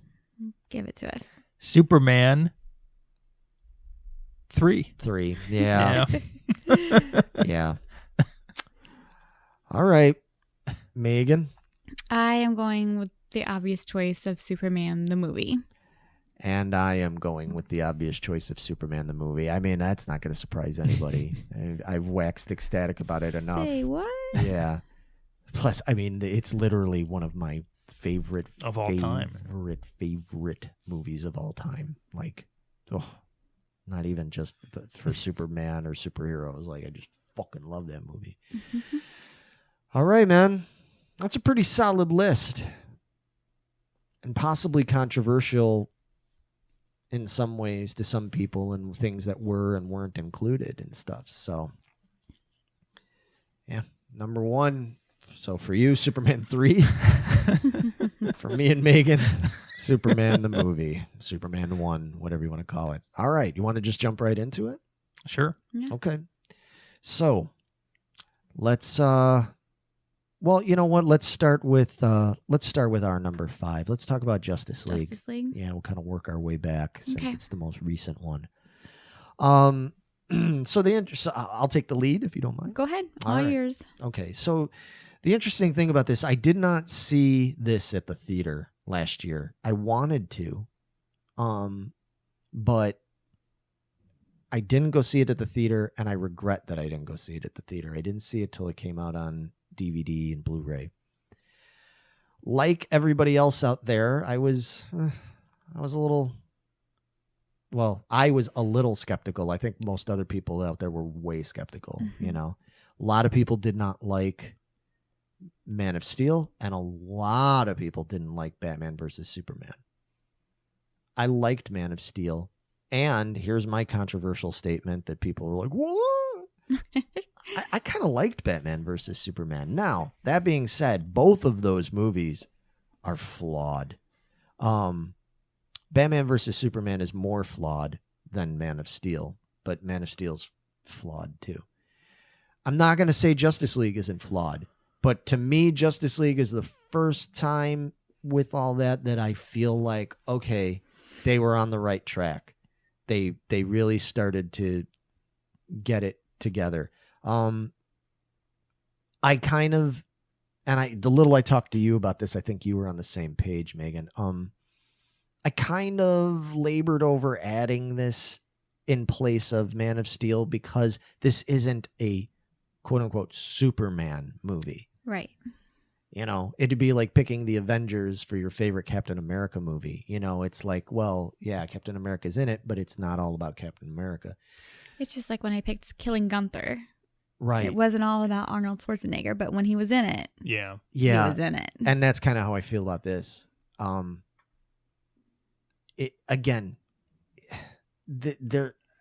I'm not going to sit there and say that Justice League is a perfect movie. Oh boy, it's not. It's flawed. It's flawed for a lot of the same reasons that modern DC movies are flawed. They spend a lot of time and a lot of money, and then you look at some of the effects and you go, really? That's the best you could do? Really? That's okay. That's the best you can make it look, and there's writing issues, script. There's definitely some issues. Where I don't feel there's any issues in this movie, and this is getting back to something I mentioned earlier, is the casting. The casting saves this movie big time for me. Like I already said, I like Cavill. I like Affleck. I don't fucking care what you people say. I like Ben Affleck. Mm-hmm. So I think that this movie is exceptional and is definitely saved by the fact that the casting is incredible. Yeah, if you want to pull it out. They did such a good job casting all these characters. I love the Flash. Yeah. He was amazing. Yeah, he's great. He's going to get his own movie, right? Well, I don't know anymore because I think the plan was if this was successful, everybody'd get their own movies, but obviously Aquaman got his, but I think that's kind of given on Jason Momoa being such a, big name, and it was also already being put into motion before this movie came out. Justice League did not do anywhere near as well as it needed to do. And now, like I said, it looks like we've lost Cavill and Affleck, so there's going to have to be another reboot of sorts. Again, folks, I get that there's issues with this movie, but here's the thing. I enjoyed it. I really enjoyed this movie, and it's one that I actually want to watch multiple times. Yeah, I'm anxious to see it again and again. Yeah, whereas like Man of Steel is technically probably a better movie than Justice League. There's aspects of Man of Steel that's really good, but that movie isn't one that I'm like, oh, I feel like watching Man of Steel. This one, I'm like, yeah, I want to watch that again. It's a good Saturday night, crack a beer, get some food that's bad for you, and watch that. And some great gags in it, right? I mean, you picked this too. I'm doing all the talking, so I'm agreeing with everything you're saying. So. Okay, just making sure I'm not. Yeah, I loved the Flash. He was amazing. I love like you said, where they brought up the Superman Flash who's faster. Yeah, they do. Superman kind of looks at the corner of his eye, and you see the Flash go, oh shit. Yeah, there's a great scene. Again, spoiler, folks, if you don't fucking know. There's a great scene when Superman first comes back to life and everything, because If anybody doesn't know, he dies in Batman vs Superman. And they're trying to, and he's like out of control. He's unstable. And, you know, the Flash up to this point has been getting kind of cocky. He's this young kid, and he thinks he's super fast. He could do so much stuff, you know, in the blink of an eye. And they're trying to like, and he's like, oh, I'm going to, you know, go, I'll take care of it. And he's flying around. And Superman is like fighting with Wonder Woman and Batman and stuff. And he's like, Flash is like coming around, and then like, and Superman's looking forward, and then he's like, Superman just starts looking at Flash like he's falling, and Flash is like, oh shit. Like he's never encountered anybody that was as fast or faster than him. And that's the other thing too, man. Like, it's interesting. Like, the language in this movie, for a DC movie, they're saying fuck and shit, and like it's grittier. You know, it was almost jarring in a way. I was like, what? Listen to these superheroes curse like that, you know? It was just weird, especially DC ones. Watch it, man. Yeah. If you, because I know I've seen some of the clips like you're talking about where they're fighting in the Flash and stuff. And the Cyborg where he like disintegrates Cyborg's or cool. something. Cyborg. I like, you know, again, I liked them all. I did too. And again, Aquaman was hilarious. Yeah, Aquaman's fucking great, man. I actually want to see that movie now. Yeah, that made me want to see that movie. I'm really excited. Because I was like, before, like when we saw the trailers, I was like, But now I'm like, oh, yeah, I kind of want to see it. I'm sure it's going to be goofy, you know? Yeah. I mean, it's still goofy, but yeah, man, I feel good about putting it in there. I wasn't sure, but the more I think about it, like I said, Man of Steel might be a bit more of a better overall film and stuff, but I enjoy this one more. So this edged out Man of Steel. Man of Steel is relegated to a honorable mention. You know, that's where I have it too. Yeah. So there you go. Yeah, number 5. Let's not talk about your number 5 yet. We'll save the best for last, or almost last. But you know what? We'll jump around a little bit. Let's talk about what I believe was your number 4. And was your number 4, which was Superman 2. Let's talk about Superman 2. Do you got the? Which one? Do you want the Donner cut, or do you want? We're gonna talk about both. Because from what I understand, the Lester cut is more of like a funny, campy, lighthearted one, and the Donner cut tries to like get rid of that jokey stuff a little bit. Different kinds, I guess. Here's the problem. I guess you can't really fairly judge the Donner cut because it's so hackneyed, because it's put together because some of it's not even like finished, right? Effects wise and stuff. Right. But see, for me, why I can't even really rate the Donner cut is there's certain things, like, it's funny because when you listen to a lot of the fans and you listen to a lot of the actors and people involved, they sit there and say, oh, yeah, Lester, you know, the changes he made, blah, blah, blah. Well, I'm aware of the changes he made. I like the changes he made. I agree with the changes he made. I didn't like that whole stupid storyline of Lois pulling out the gun and shooting him. And it was just, the writing was weak, and I don't know. I don't believe that. A lot of people think it's stupid, the whole thing of like, oh, but if you prefer Superman tripping over a bear rug and his hand going into the fire and all that stuff. And I'm like, yeah, actually I do, because that's more like, I think that could be. So those are the two reveals. Lois shoots him with a gun in the Donner cut? Yes. Okay. She pulls out it because the whole thing, they drag out even more in the Donner cut. They make more of a thing of her thinking that Clark is Superman. They make it longer. Whereas in the Lester cut, it's just she comes to it and she doesn't really think about it until that moment at Niagara Falls, and she does it pretty quickly. discouraged from that kind of thinking. That's hilarious what he does. Yeah. He just lets her fall. And then... Right. And see, and to me, like, I love that. Like, I think that's great. And I love the fact that he got her to be like, oh my God, that was so stupid. I can't believe I ever thought you were Superman. And then just because he was kind of in his bumbling mode as being Clark, but also I think just the nervousness of being there with her in this fucking honeymoon, raunchy honeymoon suite, and him and his nerves and things like that causing him to make such a stupid, careless mistake. I love the idea that Superman blew it after all that on a stupid, careless mistake. Like, I think that's great. Like, I think that's poignant, the whole thing with her then after all that with the gun, and I'm like, it's very Lois, though. She's so self-centered. It's like, I just care about Superman. But if you're not Superman, I don't care if you die. But that's why I didn't like it. I like that, like, after all that he went through, he like risked her life and everything through her, let her fall off, didn't automatically just say, after all that to go through that, it felt like his frustration that he showed, that Chris acted in that part when, being so angry at himself, like, I can't believe I did that. And maybe there's a part of me that kind of almost wanted to let that happen, he said, like it.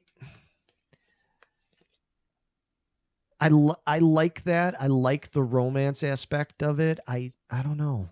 I really liked it. I liked the battle between them in Metropolis with the three villains, and he and Superman. Yeah, Superman. Yeah, the big one's just as strong as Superman. Get. Yeah.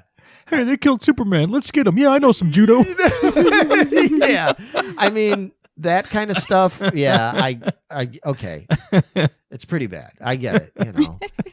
I understand, and that's why, even though there's a lot of people that think Superman 2 they like it better than Superman 1. Obviously you ranked it higher. Yeah, for me, it's got more action that I like. Right.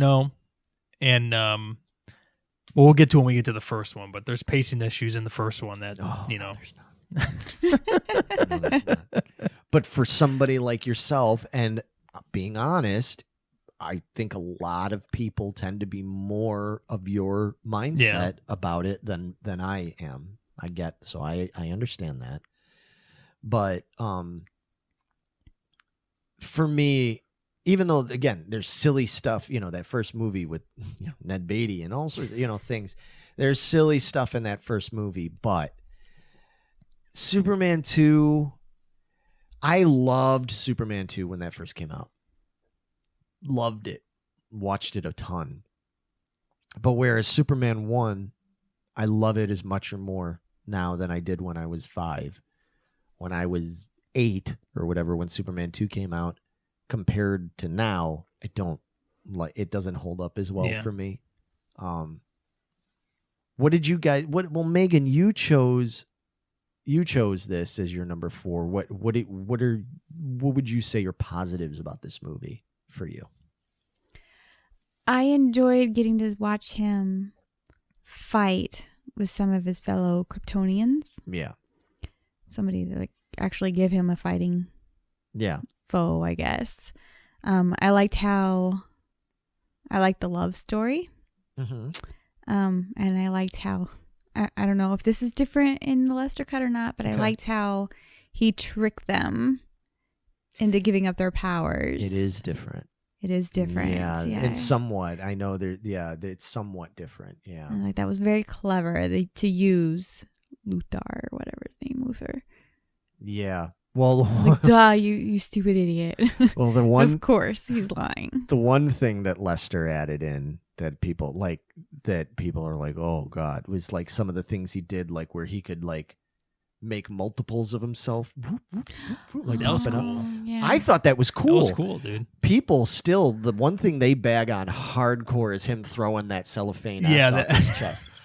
You know what, man? I get it. I can see people being like, what the fuck was that? When I was 8, I was like, that's fucking awesome. I was like, I didn't know he could do that. Non's flying at him, and then he throws at like, boom, and he just like, yeah, okay, sure. Now as a 45-year-old man, I watch it and I go, okay, what? Yeah, that's something he's never ever had, right? That you know of in the history of. I mean, there's a lot right? of things. I don't know. That shit doesn't really bother me. You know, like that. I'm more bothered about things like you were saying about like steam coming out of his nose. Yeah. You know, like fucking Popeye or something. Or Dirty Dragon, you know, like that's stupid. But that cellophane S thing, it was weird. It was a weird choice, but I was like, that's kind of cool. Like, I love the idea that they threw out all these things where you're like, I didn't know he could do that. I didn't know he could do that. It felt like he was a reborn Superman. You know what I mean? Like Superman gave up his powers, but then he came back and now he's badder than ever kind of thing. You know, like it didn't bother me. It still doesn't bother me. I mean, I get the criticism, just like I get the criticism of people saying flying around the world and spinning it backwards is not going to turn back time. It doesn't work that way. Yeah, I get that, but I don't fucking care. It's fucking Superman. It's like, that's awesome. You know, it's like he went through that like tribal manhood stage where now he earned the right to have these extra powers given to him, you know, and yeah. Let's go with that.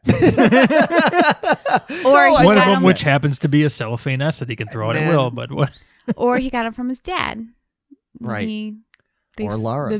The son became the dad, or whatever that saying was. Right. Well, that's what I'm saying. You never know. You don't. That's what I'm saying. To sit there and say that's stupid, Superman. Well, how do we know? We don't fucking know.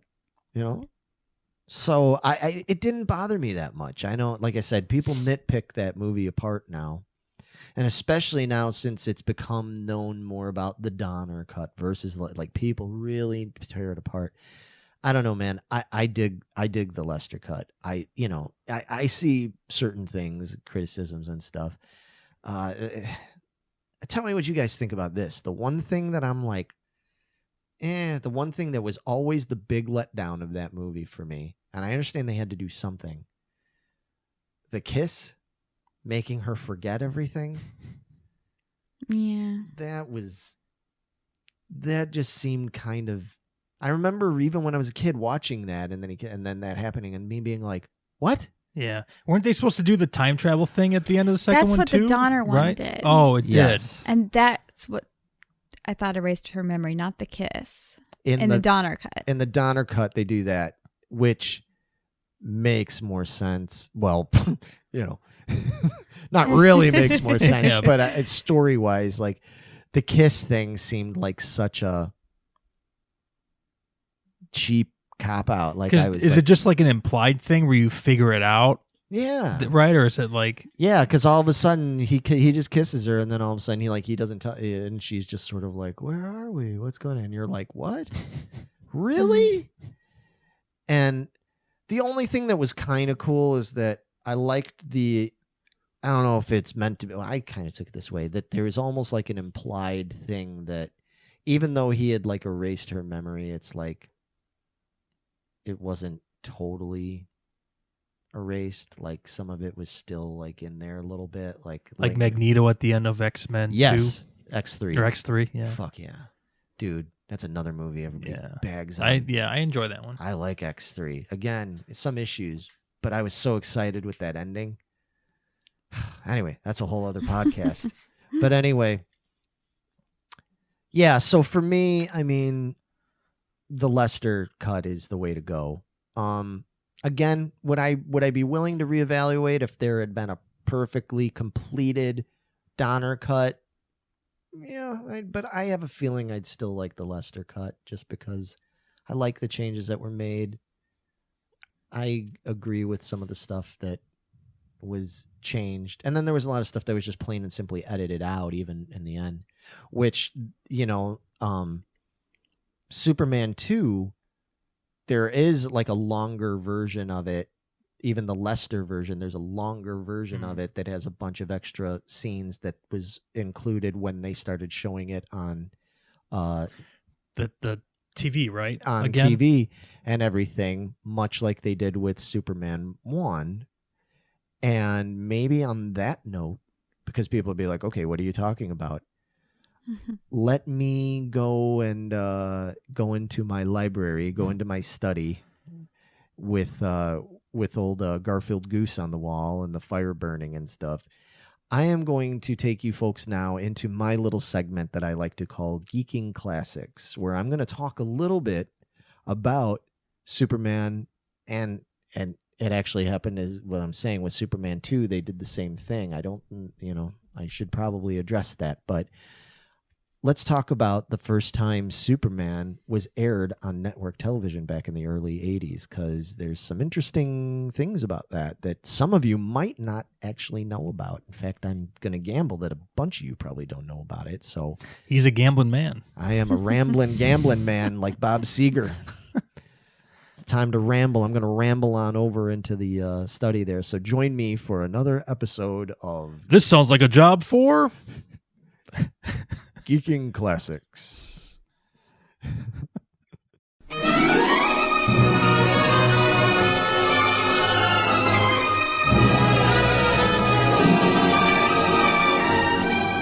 Welcome, everybody, to Geeking Classics, my little segment here on Geeking Poetic Podcast, where I like to talk about potentially classic moments of television from the olden days that usually meant something to me personally. Today, we're going to be talking about a classic television moment that relates to a movie that meant a lot to me as a kid. In 1978, one of my favorite films of all time was released, Superman the movie. I was just a little kid at the time, and at the perfectly ripe age to be completely mesmerized by this movie. My parents took me to see this a couple of times at the theater before its original run ended. Luckily for me, that same year, my parents also bought our first VCR, a Betamax, of course. Within a year or so, Superman the movie was released on home video, and my parents rushed right out and bought it for me. I watched this movie over and over and over again, to the point where I could quote it by heart, and I knew it like the back of my hand. Now, fast forward a couple of years to a night in 1982. As some of you older viewers might recall, networks like NBC and ABC would frequently show their movie of the week during prime time. And this was the days before internet, and even before widespread cable, so it was a pretty big event. ABC acquired the rights to show Superman the movie that year, and decided to air it over 2 consecutive nights. As it happens, when it aired, I was in hot water with my parents because I kind of got in trouble at school for not doing my homework like I was supposed to. So, they told me I wasn't allowed to watch Superman on TV with them that night. No biggie. Man, I'd seen that movie so many times already. I knew that by heart anyway, so I wasn't too worried about it.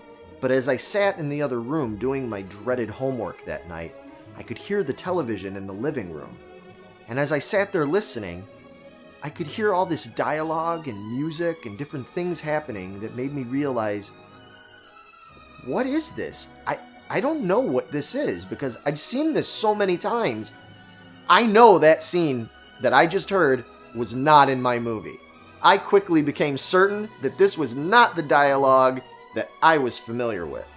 It turns out that this was the first airing of the now infamous 188-minute cut of Superman the movie that was exclusively given to network television. This edit of the movie featured a full 45 minutes of extra scenes and music that were not in the theatrical release.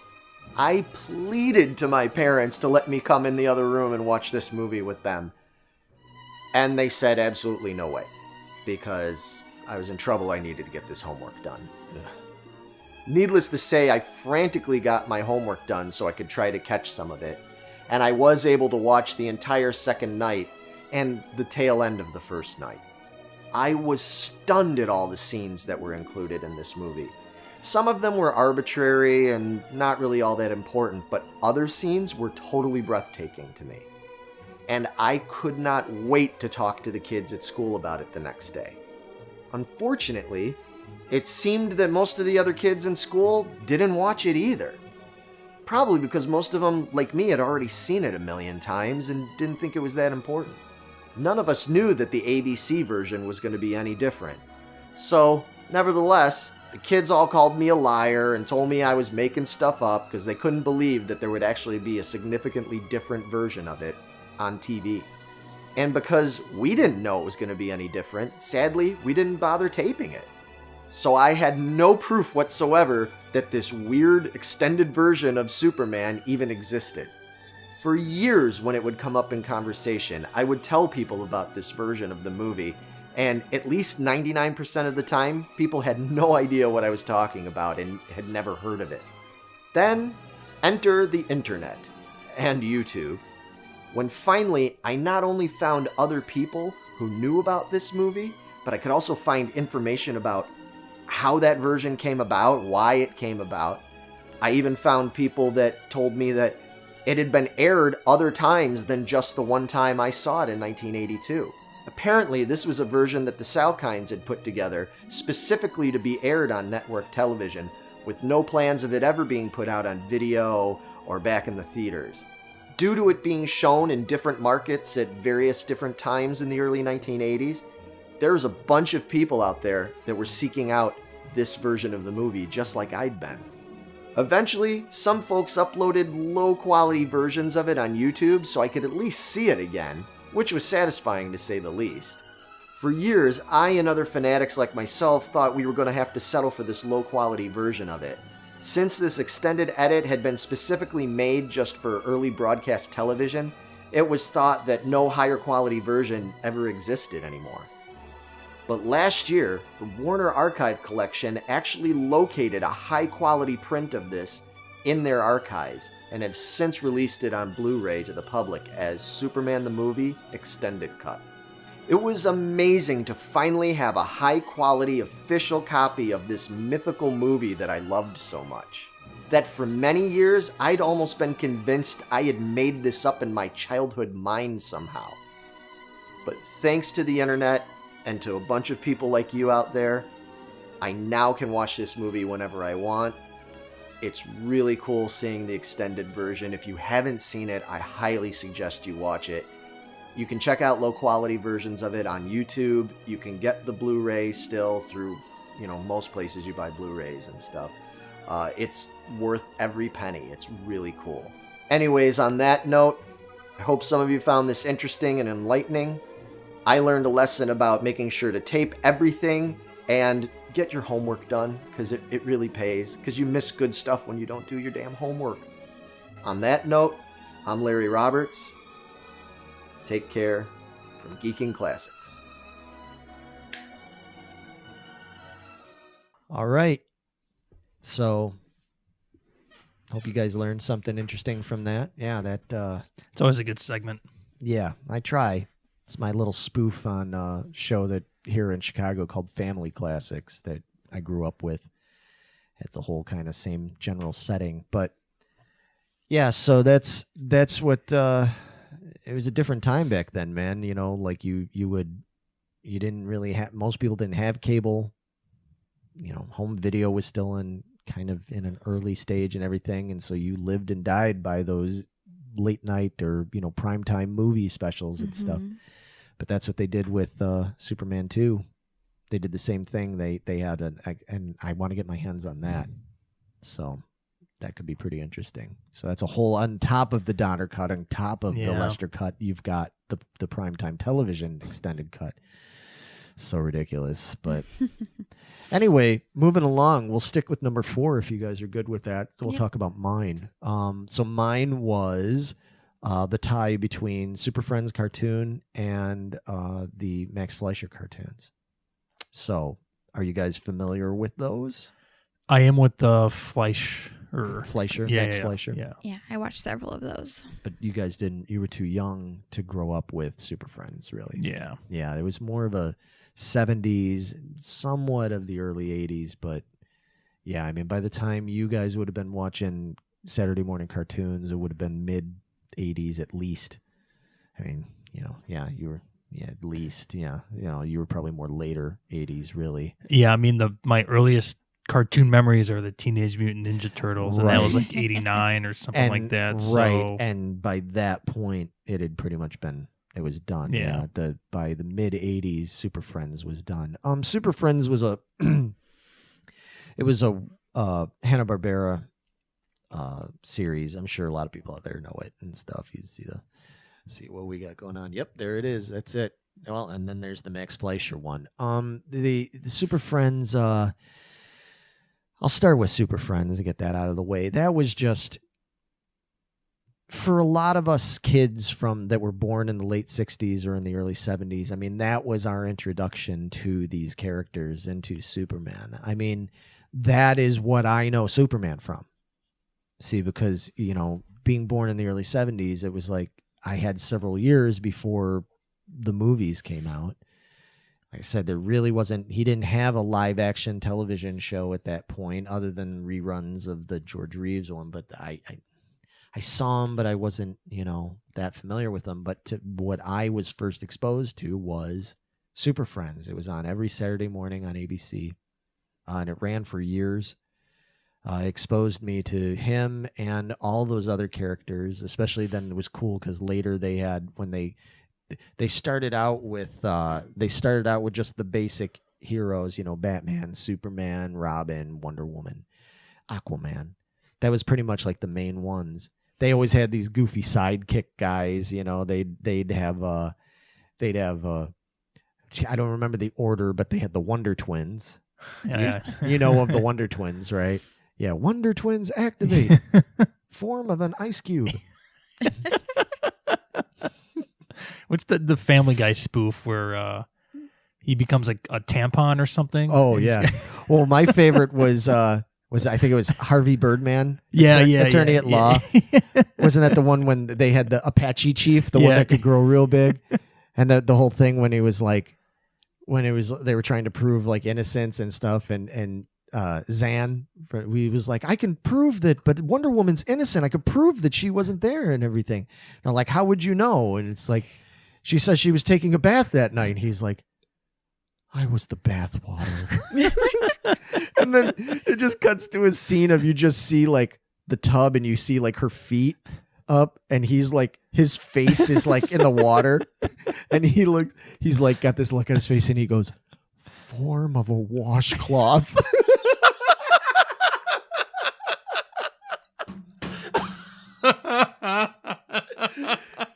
Megan is not amused. Come on, it's pretty funny. Oh, that's great. Yeah, because his thing, because the thing is he could, was it Jana would turn into something more like animal, but he could turn more into like an object. So he could turn into like an ice cube, but she would turn into like a gorilla or something like that. Was their whole thing. And then they had Gleek, their purple monkey. You okay? Mm-hmm. Yeah, I'm okay. All right. We'll be talking about Dean Cain soon. It'll be fun, so. But anyway, there's a great show. Then later they had Wendy and Marvin, and it just got sillier with that kind of stuff for the kids. But that was what I knew Superman from. And things like this, like, Mego's Superman. That was, I watched him on Saturday morning cartoons, and then I'd go to Toys R Us or Sears or wherever, Kresge, and Woolworths. I was just going to say Woolworths. Kresge and Woolworths and Riberty Drugs and DeCovens and all these places that don't exist anymore, sadly. And Ben Franklin, 5 and Dime. And you could find these on the shelves for as low as like $1.97 when they first came out. Imagine that. Wow. But yeah, so that's why it had to make the list. I mean, there's other things that, you notice I didn't put in my list. I didn't have in my list the George Reeves, Superman. There's a few things I skipped out on and that could have potentially been in there. But for me, I had to mention Super Friends because it was my first Superman. And at the same time, the other problem I have was that I was also very much into watching old cartoons, but I didn't understand at the time that these cartoons weren't current. You know what I mean? Like when you're a little kid, you don't know when things are made. And it really confused me because they would show on like channel 44 or whatever it was, some UHF station, they would show the Max Fleischer Superman cartoons. And I was always really confused because it looked so different. It was so incredibly different. I didn't know this Superman, you know, this wasn't this, you know. So it was always a little weird for me when I was a kid. I always preferred Super Friends. But when I got older and they started putting out like the Max Fleischer stuff on VHS or whatever, you know, later DVD, I really started to love those. And if I was going to watch one or the other right now, and this is why I had to kind of tie them, I put Super Friends in there for nostalgic reasons. But if I was going to sit down and watch one or the other, I'd watch the Fleischer ones. Those are great. Yeah, man. Yeah, I really enjoyed those. Yeah. And they're just kind of there's like a seriousness, like a darkness. I love the rotoscope look to it. It's really cool. Yeah, it's cool that you like those too. And it's cool to hear you guys like it because, well, I mean, it's obviously before my time, but it's especially before your time. Because they used to at least still show it on TV sometimes when I was a kid. I know by the time you guys came around, they didn't show that shit on TV. No, I don't remember that at all. No, I found out about it probably like a Rolling Stones records where they had these VHS and DVDs for like $2 or whatever, and I would buy them. Oh, this is cool, dude. Yeah, you know. Yeah, and I like some of those because they were more like, you know, Superman battling like a mad scientist with these fucked up robots. So it had that. Because that was the time, that was the science and atomic age. So exactly. And that's why I dig it. And it's more in line with the radio show and all that kind of stuff. It's like an animated version of the radio show. So, yeah, I love it. So, yeah, for me, that's why those had to be on the list, you know. And I just tied them up because I couldn't really pick. Like I said, one is on there because that was my childhood favorite. And now the Fleischer one is more of an adulthood favorite and stuff, even though I did see it when I was a kid. They came out with a lot of other cool ones in the 90s. You remember they tried to kind of bring that Fleischer version back in a way with the modern. They had the new Superman, kind of like that figure that's in the case right underneath your hand there. You know, when they tried to, same with the Batman cartoon from the 90s when they tried to bring back that style to make them look like the old Fleischer style and everything. And it was cool. It's good. I dig it, but I still think. But it was still too 90s and cartoony for me, whereas I like the old atomic age, you know, dark. Like I said, that rotoscope kind of dark, creepier. To me, there's something kind of spooky and outre about it. You know, I like it. So anyway, that's my number 4. Solid 4. It's a solid 4. All right. Moving on. What should we discuss? Do you want to talk about, since we're kind of talking about older stuff, man, why don't you talk about your Kirk Allen there? Yeah, so I literally think I bought this at Rolling Stone Records, probably late 90s for a couple bucks, you know. And I had never heard of it at the time, but I love serials. Yeah. I've got, you know, like a Flash Gordon, Commando Cody, and all this other shit. And I just was enthralled by this. I just love like how people talked back then, and just how it looks and how it feels is just, you know, it's not nostalgic for me because I didn't grow up with it, but I feel a certain attachment to that genre or, you know, era. I get it. Yeah. And Kirk Allen is great, man. I think he's really good Superman portrayal, you know? Yeah, he's probably, I know I said I would put him, possibly consider him as a least, but that's only just in comparison to some of the other people, you know, being so good. Obviously, people go for George Reeves, you know, over him. But I thought he did a really good job. I love those stories. Yeah, they're good. And now, am I correct that the one tie, and maybe we'll even just go right into talking about Adventures of Superman 2, but am I correct that Noelle Neal plays Lois in the Kirk Allen series, and then they brought her back later to be Lois with the George season Reeves. 2 to the end, I believe. That's right. Yeah, so there's a different Lois. Yeah, season 1 is what's it, Phyllis Coates or something like that. Right. Yeah, yep, that's it. And then Noelle came back, and Noelle I think is great. She portrays that Lois character really well. I think she's got that snarky, not really a bitchy attitude, but she's got a little sass to her, you know? Oh, she's sassy. Yeah. Absolutely. And I would probably see, for me, again, you know, because it's what I grew up with and I'm such a huge fan of hers anyway. Margot Kidder is Lois Lane to me, you know what I mean? Like that's my favorite Lois. But Noel Neal's like a real close second. Real close second. Wow. Yeah. She's really like, that is classic. And when I read the comic books, like the old comic books especially, because I like older comic books more than the newer stuff. When I read the old comic books and everything and stuff, like I hear Noel Neal. You know, to me, okay, let's put it this way. Margot Kidder is the perfect movie universe Lois Lane.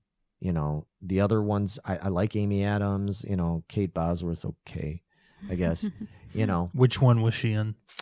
Superman Returns. Oh, yeah. Okay. Yeah. Amy Adams is the one that's in the newer series. And I like, I'm a big fan of Amy Adams. She's awesome, dude. Yeah, but she's, as Lois, she's okay. She's not bad, but she's not like fucking A, you know what I mean? Yeah, she's on another one that's not overly bitchy. Right, yeah. She played it way more driven and, you know, modern driven woman kind of thing, but not in this like, you know, yeah. And step on you, get out of my way. Right. She wasn't like that. She was just intelligent and, you know, good balance of strong and fragile. And yeah, don't get me wrong. Amy Adams is great, but to me, Margot Kidder was the perfect balance of it. But for a comic book version, for the true comic book version of Lois Lane, Noel Neal. Absolutely. Yeah. Like that's the comic book version. Yeah, I need to, you know, honestly, I haven't watched those in a long time, the Allen ones. I like them. I need to watch them again. And they might rank a little higher for me, you know, like, but I mean, we can probably, do you want to just segue into, let's talk about, since they're kind of tied, we're already talking about it, let's talk about Adventures of Superman. I mean, again, we already talked about it a little bit. That was it, man. I mean, that was the show. As much as we can all wax ecstatic about the movies and Chris Reeve and all that kind of stuff, I mean, without the Adventures of Superman and George Reeve's portrayal of it, there wouldn't have been any of that other stuff. Yeah. I'm convinced there wouldn't have been. It's like the Godfather, Superman. Yeah. Yeah. I think that was the legacy and legend that Reeves created with his Superman and the way he put it in people's minds and stuff. Like I said, again, nothing against Kirk Allen's portrayal. It was great. Nothing against what Bud Collyer did. They'd all added things, but it was like George Reeves brought it all together. Mm-hmm. He made it almost like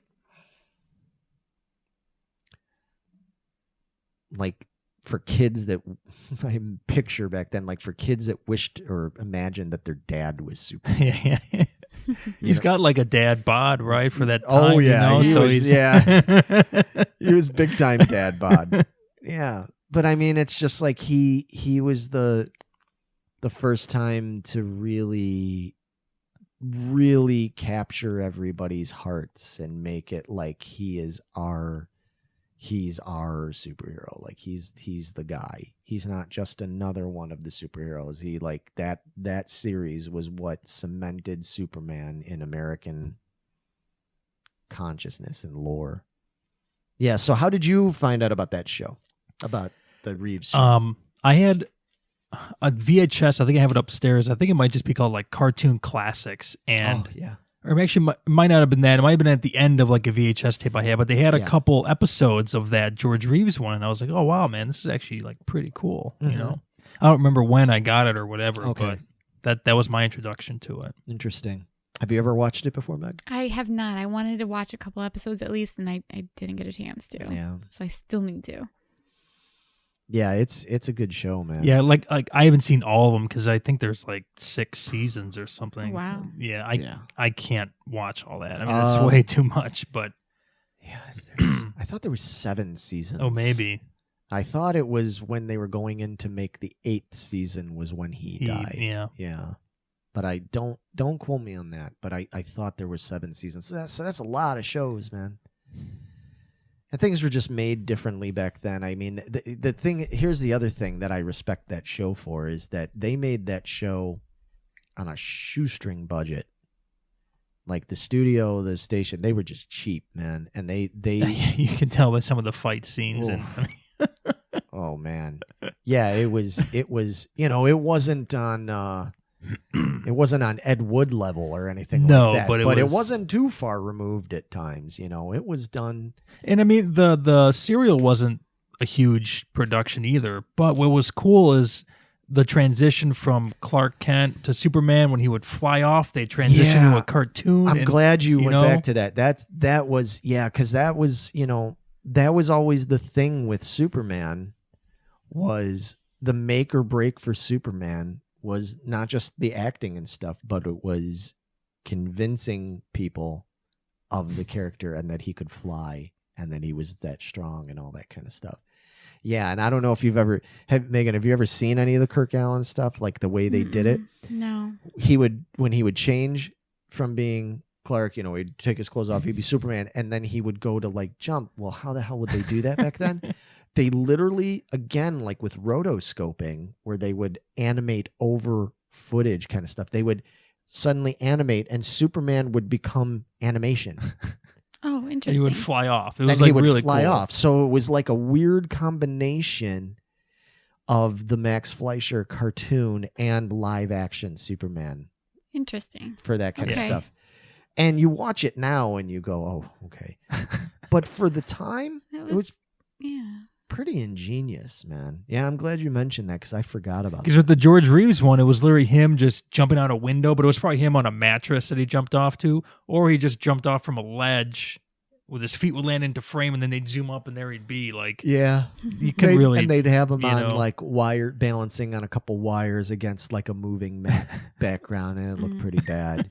And to be honest with you, I kind of preferred the option they went with the animation for the Kirk Allen stuff. there's a lot more charm to it, man. And it's, Yeah, and it was... it's like, for me, it's like stop motion. Yeah, I know it's right. stop motion, but Right. it's fucking cool, dude. Right.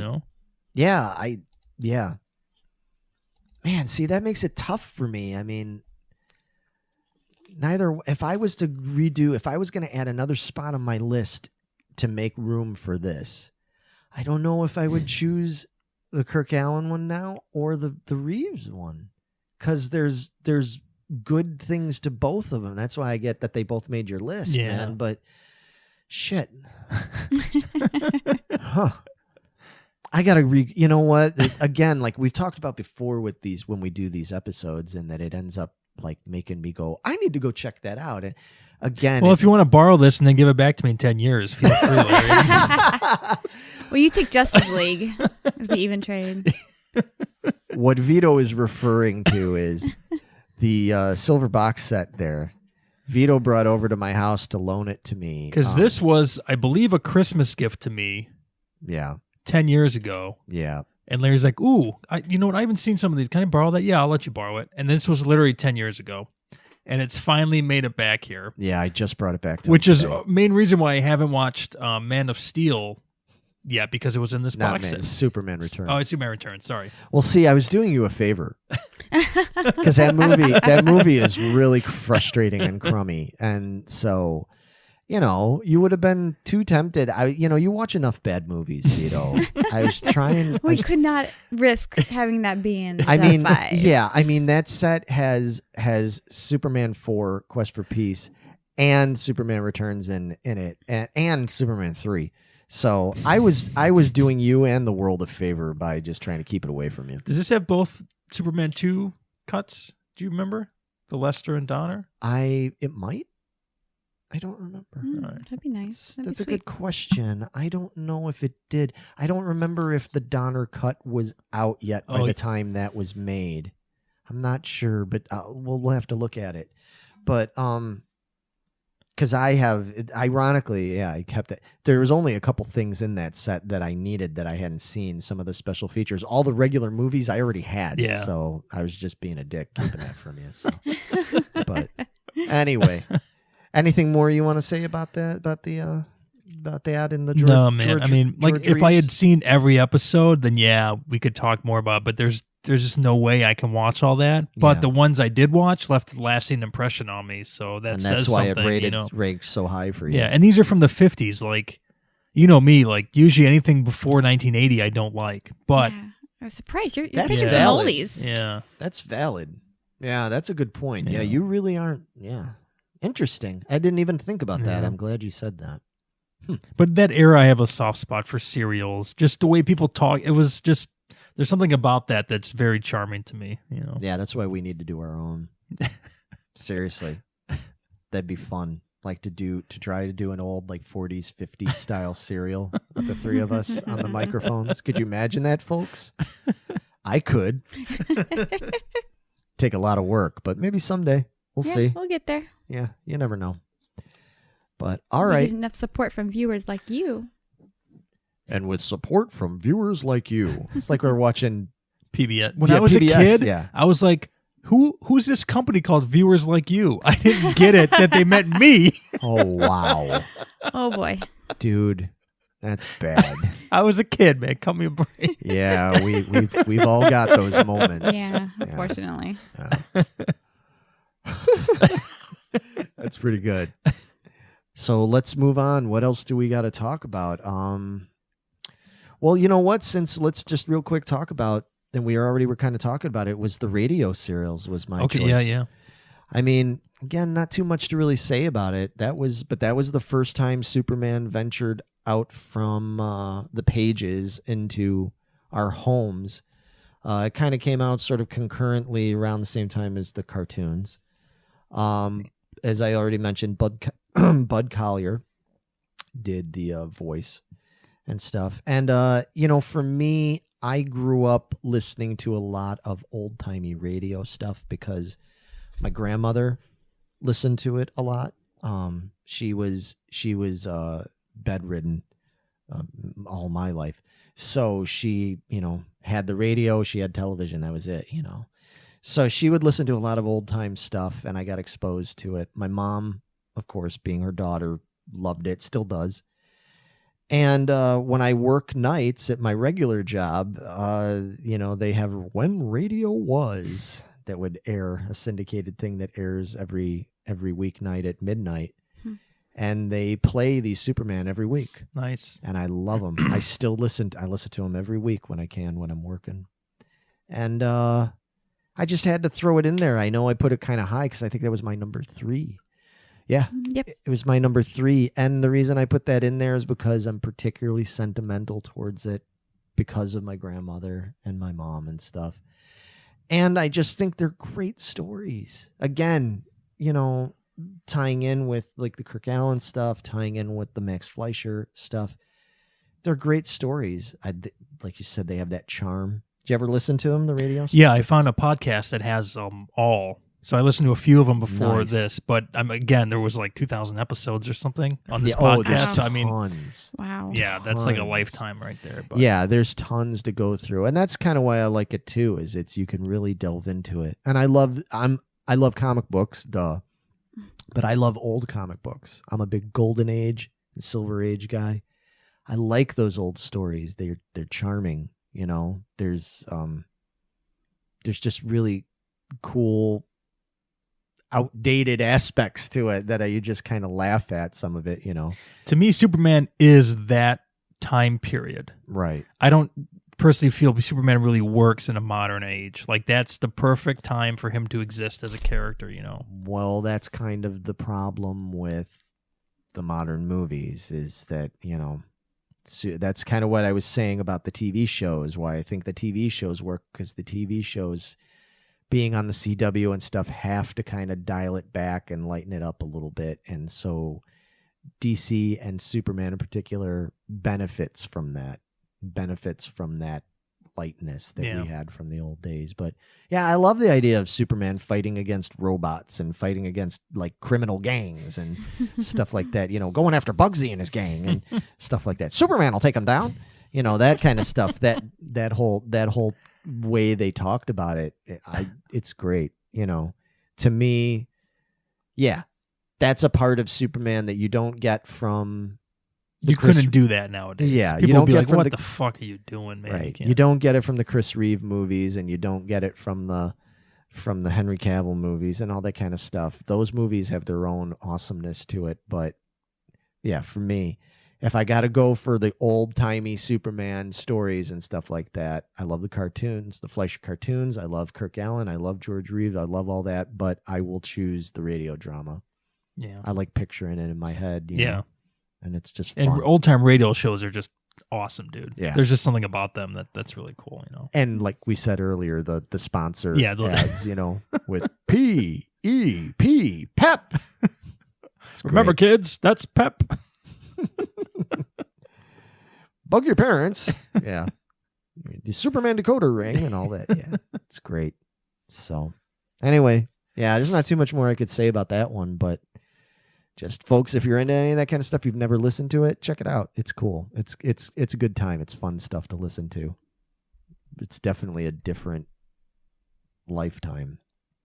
And if you're wondering where you can listen to that stuff, just go on iTunes podcast and just search for the Superman radio show or just even old time radio, and you'll get a bunch of different ones that like Suspense is a great one.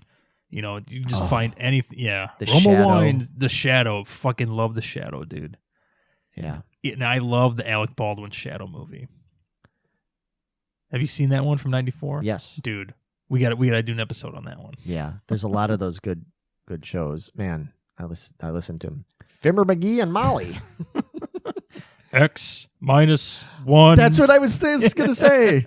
Oh, so many good. We're going to do a show one Fuck day. yeah, We're going to dude. do a special just talking about radio shows, man. It'll be fun. Yeah. You ready, Megan? It's gonna be so fun. I have a lot of homework to do. Yeah. I'm already got the wheels turning in my head for some stuff. Yeah. Okay, that's going to be a good one.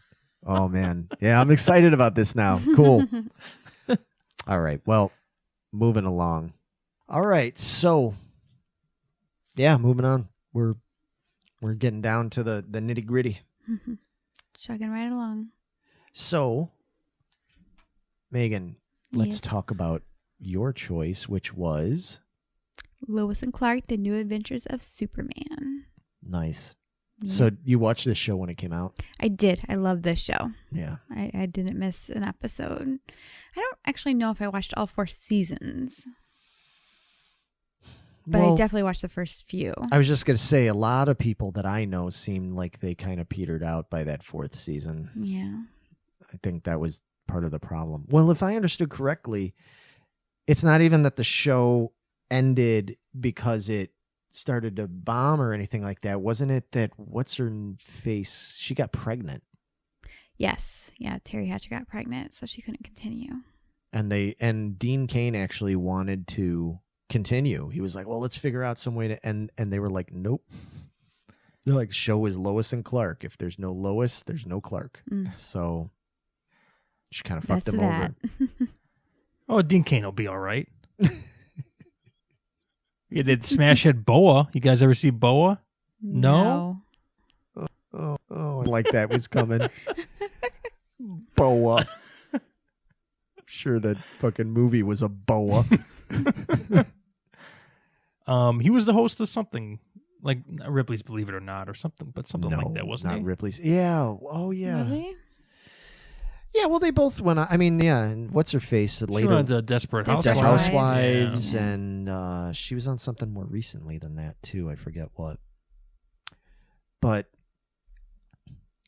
yeah, Dean Cain infomercials, late night infomercials. Comic Book Men. Did you see that one where he came to the store? I did. I heard about it. I Yeah. never saw it. Was it good? Yeah, it was pretty funny That's cool. because he showed up and like nobody really cared that he was there. Oh, are you serious? Ouch. Fucking jagoffs, man. I'd be excited. I'd be like, fuck yeah, dude. That's awesome. But yeah, I mean that was a good show. I think what? Was she in Supergirl? Terry Hatcher? That's right. She's on Supergirl. Really? Yes. I forgot about that. Interesting. Yeah. As a different character? Yes. Okay. Yes. Yes. Well, that's cool because Annette O'Toole, who played Lana Lang in Superman 3, was in Smallville as Martha Kent. Yeah. Is Martha Kent, Yeah. along with Bo Duke. John Schneider Yep. was Pa Kent. Yeah.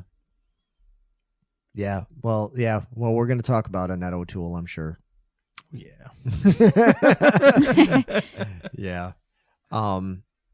But yeah, Lois and Clark, that's a great show. I mean, and that was again, we talk about these pivotal points in Superman's history and culture and stuff, and it's like after the debacle of Superman 4 Quest for Peace, and then I shouldn't say short-lived because it lasted a few seasons, the Superboy syndicated TV show, which we're really going to talk about that, but it's underrated. It's got good. I vaguely remember watching that when it was on. Yeah. I remember him being trapped in like a Jeep at the bottom of this tower, and Lex Luthor just put kryptonite on him or something like that. He was like dead. That's all I remember. Really. I remember the episode with Billy Mummy I don't know. was in it. You don't know who Billy Mummy is? I don't think so. Really? Lost in Space? Oh, the kid. Yeah. Yeah, he played like a villain in one episode. He was good too. Yeah. But yeah, that show was that. I thought that show was cool, but it wasn't particularly successful. It didn't do anything to, really bring back Superman to the public consciousness. And then in '93, Lois and Clark came out, and then like for you, Yeah, I mean that had got to, me on Superman. Yeah, that had to basically be, that was the thing that kind of hooked you in, and Mm-hmm. it was cool. It was a good show. Yeah, I enjoyed. It was interesting to go back and watch Reeve Superman and see his Clark Kent Okay. wasn't as so sure of himself as Dean Cain's was. Right. So that was an interesting Yeah, it was definitely twist to put onto him. Was Clark still a reporter in the show, or was he like? Yes. Okay. Yeah. All right. Yeah, he was still a reporter, but he wasn't as a bumbling, No. can't take care of himself I got kind of you. guy. He was dorky still. He was a little dorky Yeah, still. he was, But he wasn't. but he could hold his own. Yeah. And then at the same time, yeah, they made Lois not as much of a selfish bitch. You know what I mean? Yeah, she had her moments, but yeah. not like Kidder. She was Right. just straight up bitch. Right. Right. Yeah, I enjoyed it. Heading into my teens and stuff like that, it was perfect for me. Right. The love story, knowing more about Clark Kent and Lois Lane, Right. and the soap opera kind of Yeah. feel it had to it. That was right on my alley. It did, but at least it didn't get overly soapy. You know what I mean? Like it wasn't. The problem, I've watched a fair amount of soap operas in my life, and it's like soap operas just get so convoluted and dragged down in drama and bickering and love twists and shit. This was lighthearted. Yeah. It was, you know what I mean? It was still lighthearted. It was prime time. It was, From what I read, people felt like it made it more soap opera-y when they got married halfway through. Right. Like you don't put your two guys together halfway through your show. You wait to the end for the Right. season finale. That, like you guys said, that was the big thing. They were getting married. Right. You saved that for the end. Yeah. Right. See, I had thought that was the end, but I guess. Yeah. 'Cause you See, would that was assume- the end for you. Right. But yeah. see, for a lot of people, it was the end Yeah. for them because it just wasn't the same after Yeah. that. Yep. So that is why I choose Lois and Clark. I think it's a good choice. Dean Cain's super sexy in that. Yeah. He's got the hair for the Superman role, I think. Yeah, doesn't he did, didn't he? And the bear chest. The bear buff chest. Yeah. I bet you'd like to take the form of a washcloth, wouldn't you? I plead the fifth. I'm being good and keeping it clean for Superman. Oh, that's a Ish. lost Why? Because cause. Superman's such a goody fucking two shoes. Well, to be fair, I had said, I was like, you know what? He's such a wholesome thing, and we might have kids that would want to watch or listen to this and stuff. Should probably keep it more, toned down. Fuck, who am I kidding? Dude, that's not going to be us, man. Who are we talking about? That's what I said. Again, it's just. I mean, and I'm not excluding you, but just talking about, especially in the Runch, it's just me and you, and look how it is. Can you imagine with the other 3 fucking knuckleheads back from November's Doom? And they want us to keep it fucking toned down. Yeah. Yeah, that's gonna work. Yeah, that ain't gonna happen. But anyway, yeah, no, I think that's it. I didn't. So, and we'll just get it out of the way now because we've been mentioning it. That's an honorable mention for me. Yeah. Yeah, I would say that's an honorable mention for me. I would solidly put that as an honorable mention, and it's another one that, after going back and researching it a little bit more, because I haven't watched it since the 90s. Right. I watched it quite a bit in the 90s. Now I'm like, oh, I want to watch this again. Like, I like this. Yeah, I would love to find this on DVD. Or It's Blu-ray out or there. something. Amazon Prime has it, but you got to pay for the seasons. Yes. Oh, So I think probably each season is probably It's like $15. $3.99 a episode or something. Yeah, I was fuck. like, Yeah, it's you. ridiculous. Man. yeah, I did not. Just go to Half Price Books. I bet I was you just can gonna find say- the box set. I need Disc to find the box replay. set. Yeah. Yep. Because I want to rewatch it now. But I don't want to spend $100. No. Right, exactly. You tell me I can get all 4 seasons for like $30, I'm in. It's like $50 Yeah. maybe, But Maybe. no, I ain't paying $3.99 an episode for that. Sorry. Terry Hatcher's cracked out ass ain't that hot. It's pretty hot though, man. Yeah. No, she was for her time especially. Yeah, she was great, man. But all right. Let's move along because we're just down to 2 more, right? 2 more. 2 more to discuss. So let's talk about the 80-pound elephant in the room, or 800-pound elephant. 80-pound. It's a fucking small elephant. Pygmy Yeah, I elephant, was eh? like, You could deal with that fucking elephant and all day long. that's nothing. Anyway, the 800-pound elephant, which is 1983. Is that when it came out? Yeah, I Yeah. think so. 1983's epic blockbuster that Vito chose as his number 1. And Megan, you made it your number 2? 2. Wow. Sure Okay. did. 1983's Superman 3. I take it you're not a fan of this movie, Larry?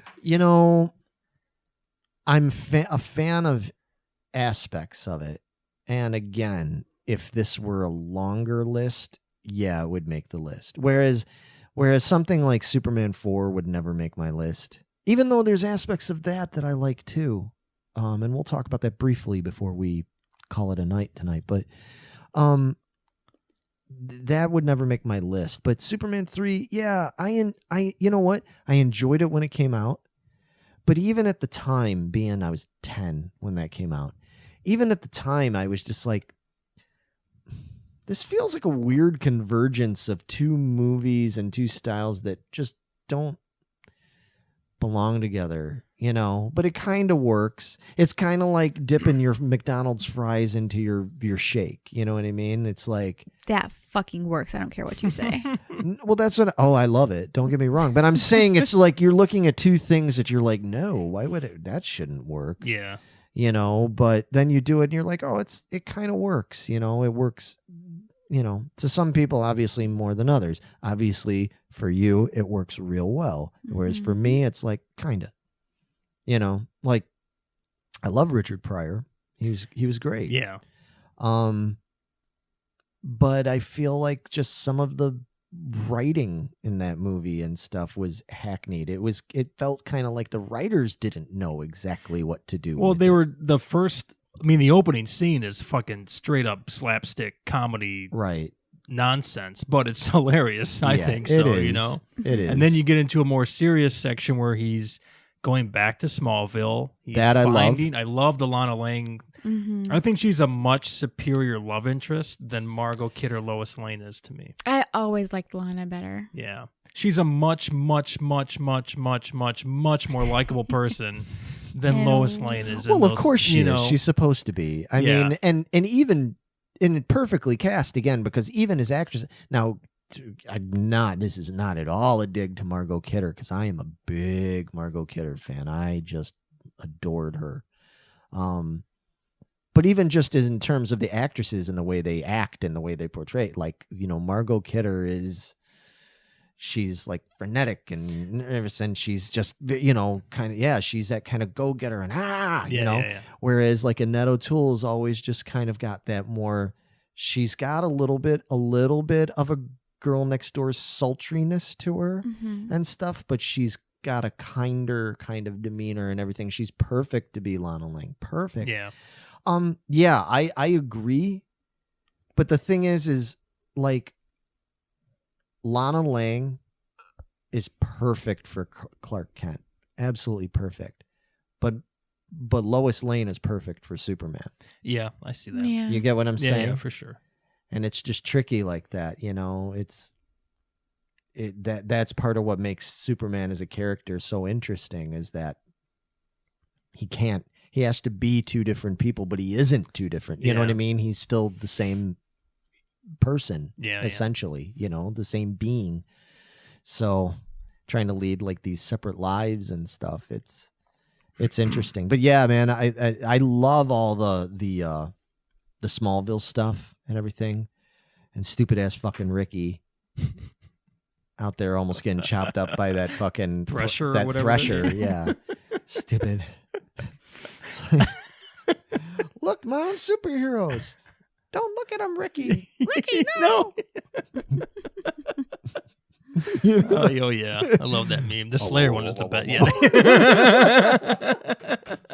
That's my favorite. It's one of my favorite memes of all time. It's when, oh God, Ricky, no. And all of a sudden, Ricky looks like a little Carrie King standing there.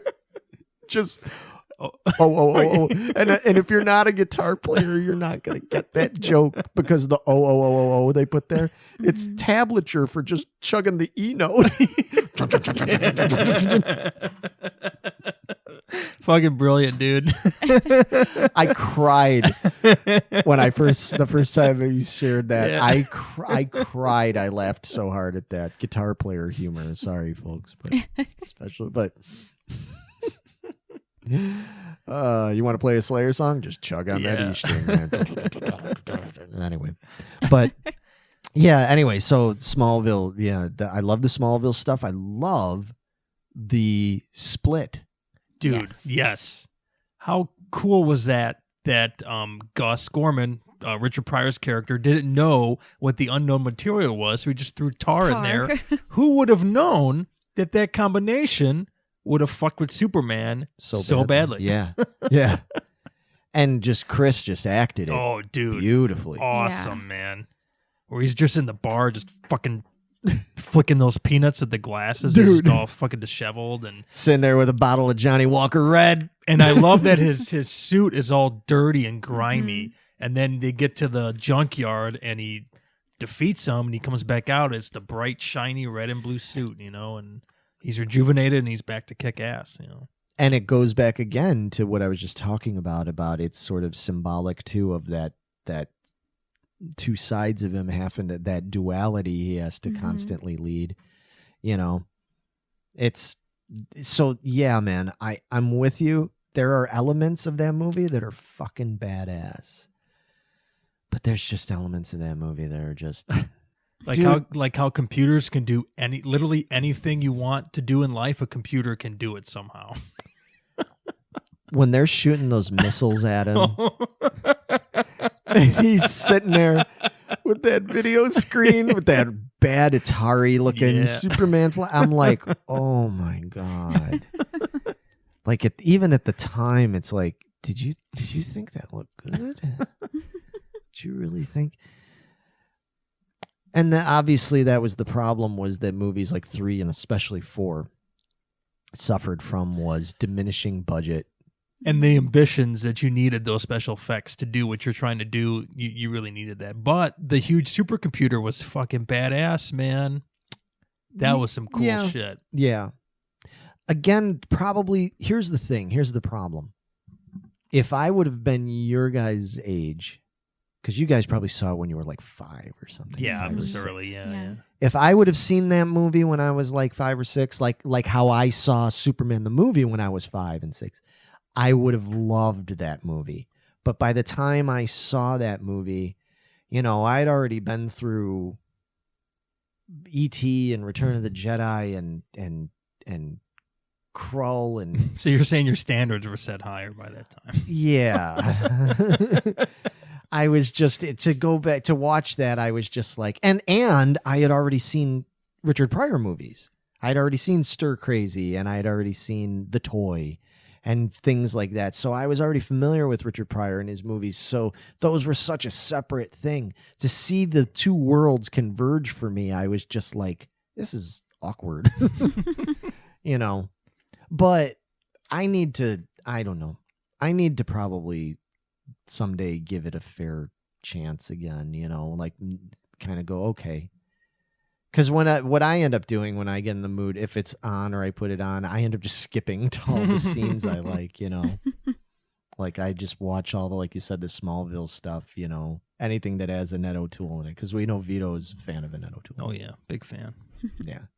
Because you figured she was in It. She was in it. You know, she was Beverly Marsh, so. She's in this version of The Outer Limits from the 90s that I loved. Oh, really? They get stuck inside like this. It's not a black hole, but in like this weird like subspace thing that they can't get out of. So they have to like destroy this dark energy to get out. It's yeah. But it's I think you need to talk more about Outer Limits sometime. Yeah. Vito. I think that needs to happen. Wink, wink. Yeah. Time and everything permitting, Yeah. right? Yeah. Cool. Well, what, Meg, anything more you want to say about Superman 3 yourself? When you guys brought up us doing Superman, this is exactly what I thought about was this movie. I didn't realize at the time that I had actually never seen 1 or 2 that I recall. I thought this was 1. Wow. And it's probably because I was 5 or whatever when it came out. I guess I don't know. But I saw it when I was young. So this is probably the first one I did see. But I watched 1 and 2. I was like, I don't remember any of this whatsoever. So this is what I picture when someone says Superman. This is the movie I picture. And that's why it's number 2 for me. Yeah. And you enjoy it? I enjoy it. Yeah. Yep, just like what you guys were saying, the probably duality of good and bad. And you probably could relate when you saw it to the Smallville aspect of it, because at the time you were basically living in Smallville. Yeah.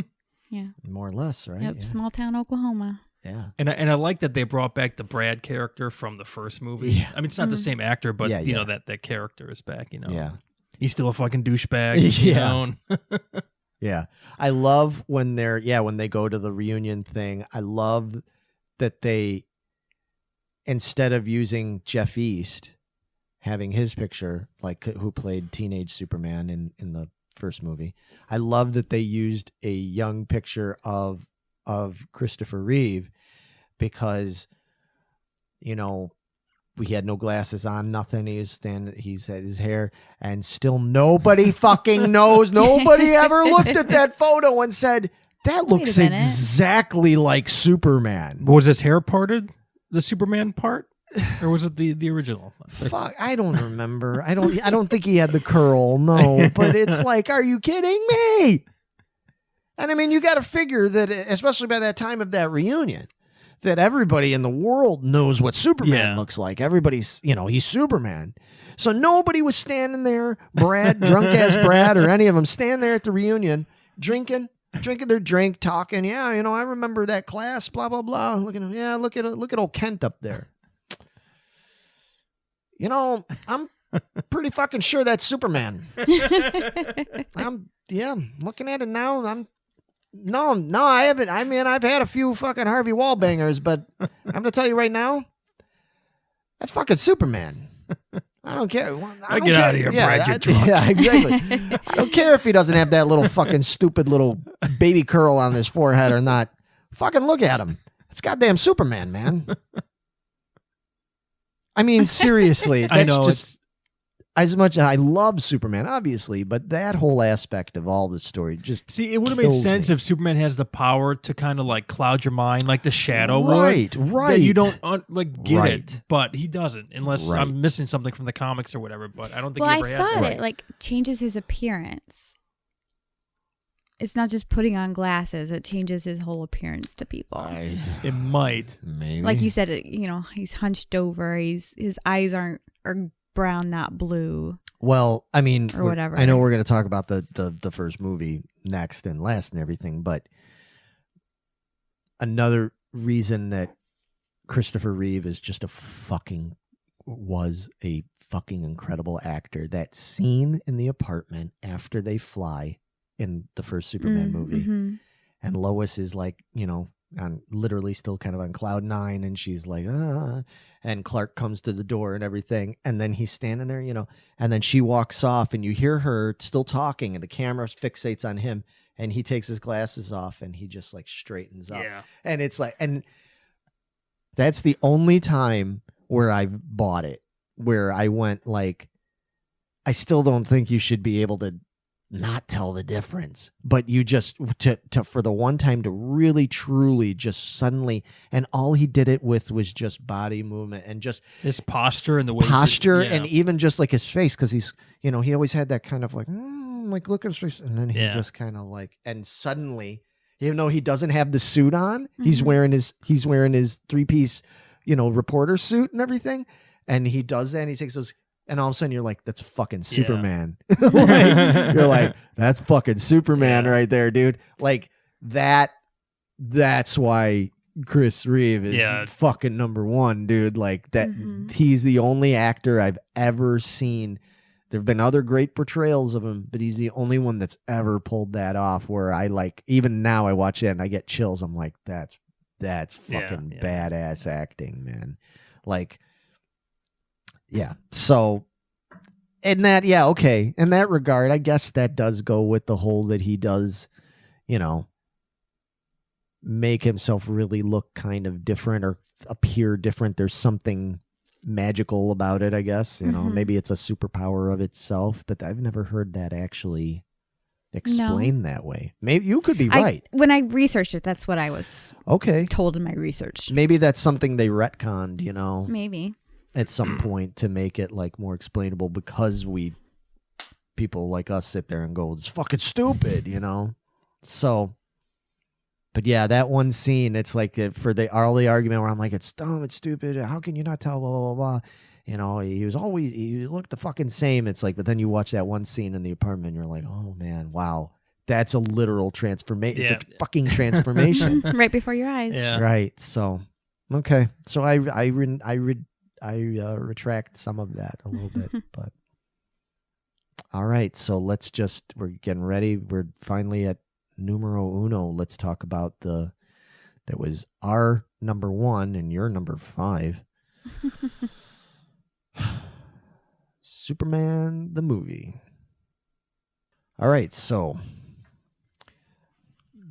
before we even get too much into it, Vito, I beg the question. I got to say, so why, other than you being sequel man, why would you put the first movie so far down? I know you mentioned something earlier about, let me guess, it's the pacing. It is the pacing, because this is from 1978.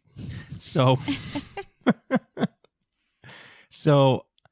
man, I remember loving this movie when I was a kid, and I rewatched it again like 2 nights ago. Mm-hmm. And to me, I just felt like the beginning dragged. It was like 45 minutes to 50 minutes before we even get to like Metropolis, I think. But you had to learn who Superman was. Yeah, but I didn't feel like that engaged when that was happening. Like the stuff on Krypton, I wasn't really into that much. Yeah, man. Fucking what? I don't know. I mean, I can even get if you're talking about the Smallville stuff, but the Krypton shit? Yeah. Maybe he would like Man of Steel's version better. Maybe. Well, you haven't seen Man of Steel, right? No. What's interesting about Man of Steel is it doesn't tell the story in like a linear fashion. Okay. It jumps around in a way. So And I think they kind of did that for exactly the reason you're complaining about, is that they felt like it would take too long and for modern audiences.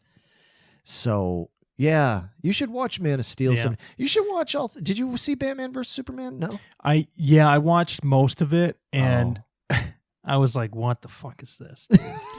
Wait a minute. Let me get this straight. You're not going to fight him because both of your mother's names was Martha? That was really dumb. I mean, let's put it this way. I told you in my fifth spot, as hers, it was a battle between choosing Man of Steel or Justice League. You notice that Batman versus Superman was not an option, even though there's aspects of that movie I liked. There was stuff in that movie I really liked, actually, but there was some bad stuff in that movie too. So yeah, they couldn't make the list.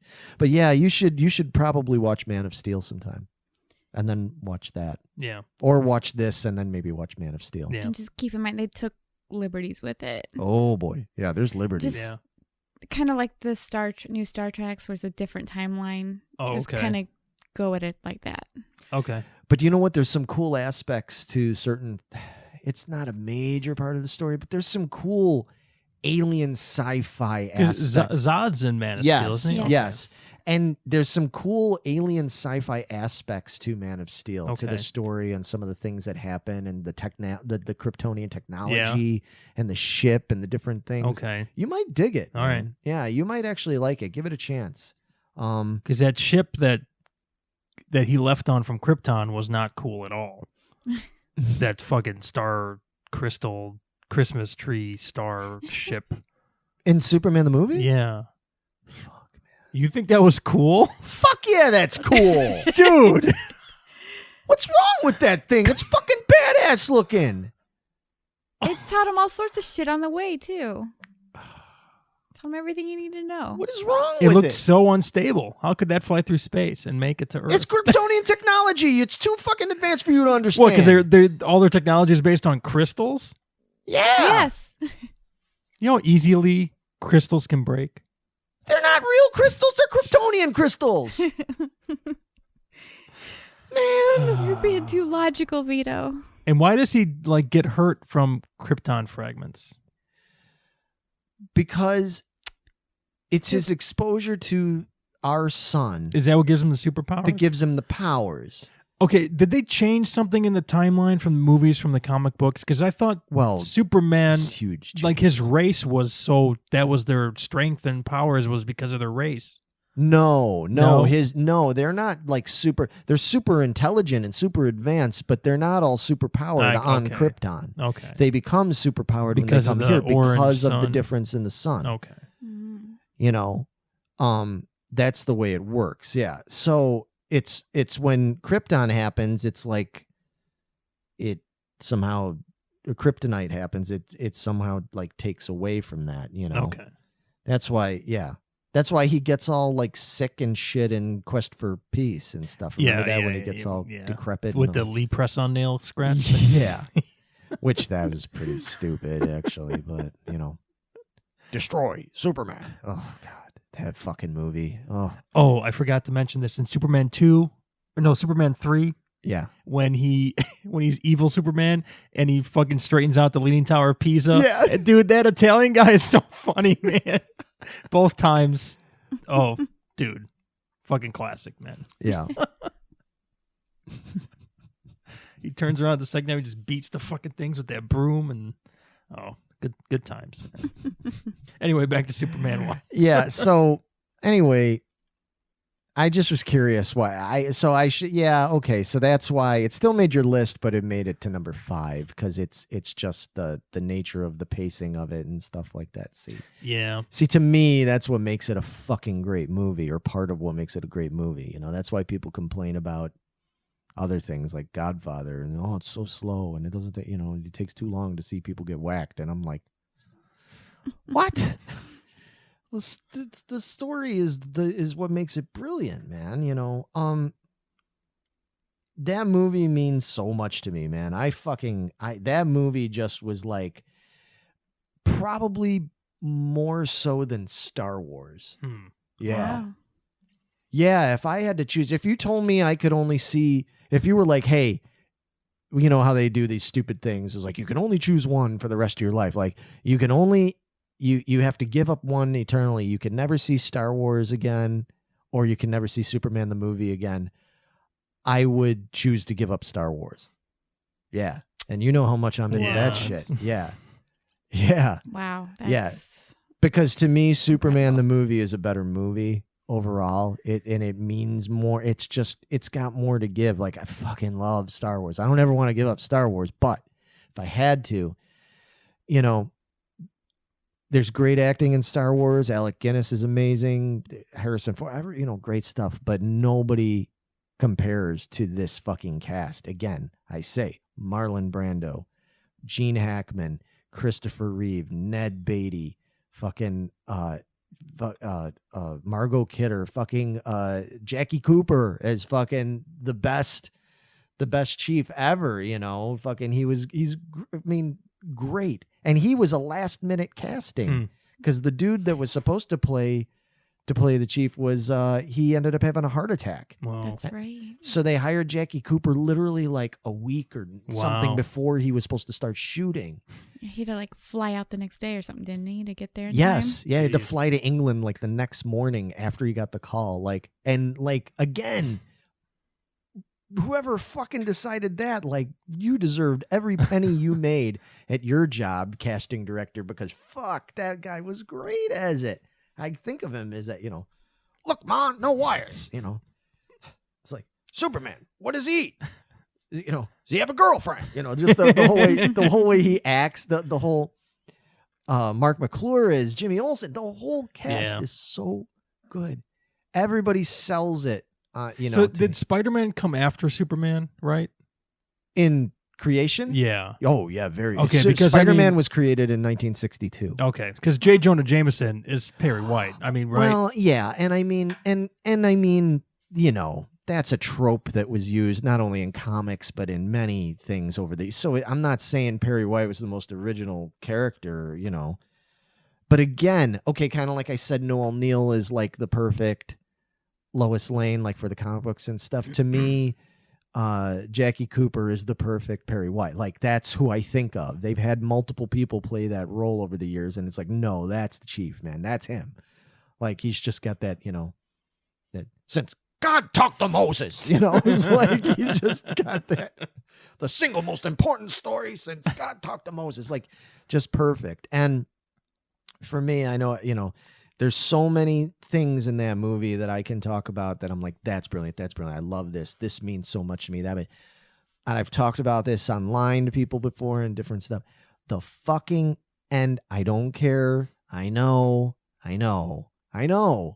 Spinning around the world real fucking fast to turn back time is about as implausible and redonkulous as it gets. But again, you know why I can buy it? Because of the fucking acting leading up to that. Yeah, point. when he pulls her out and she's dead and he's screaming and then he just loses it, dude. And even just leading up to that when he takes off with that fucking mega scream and everything.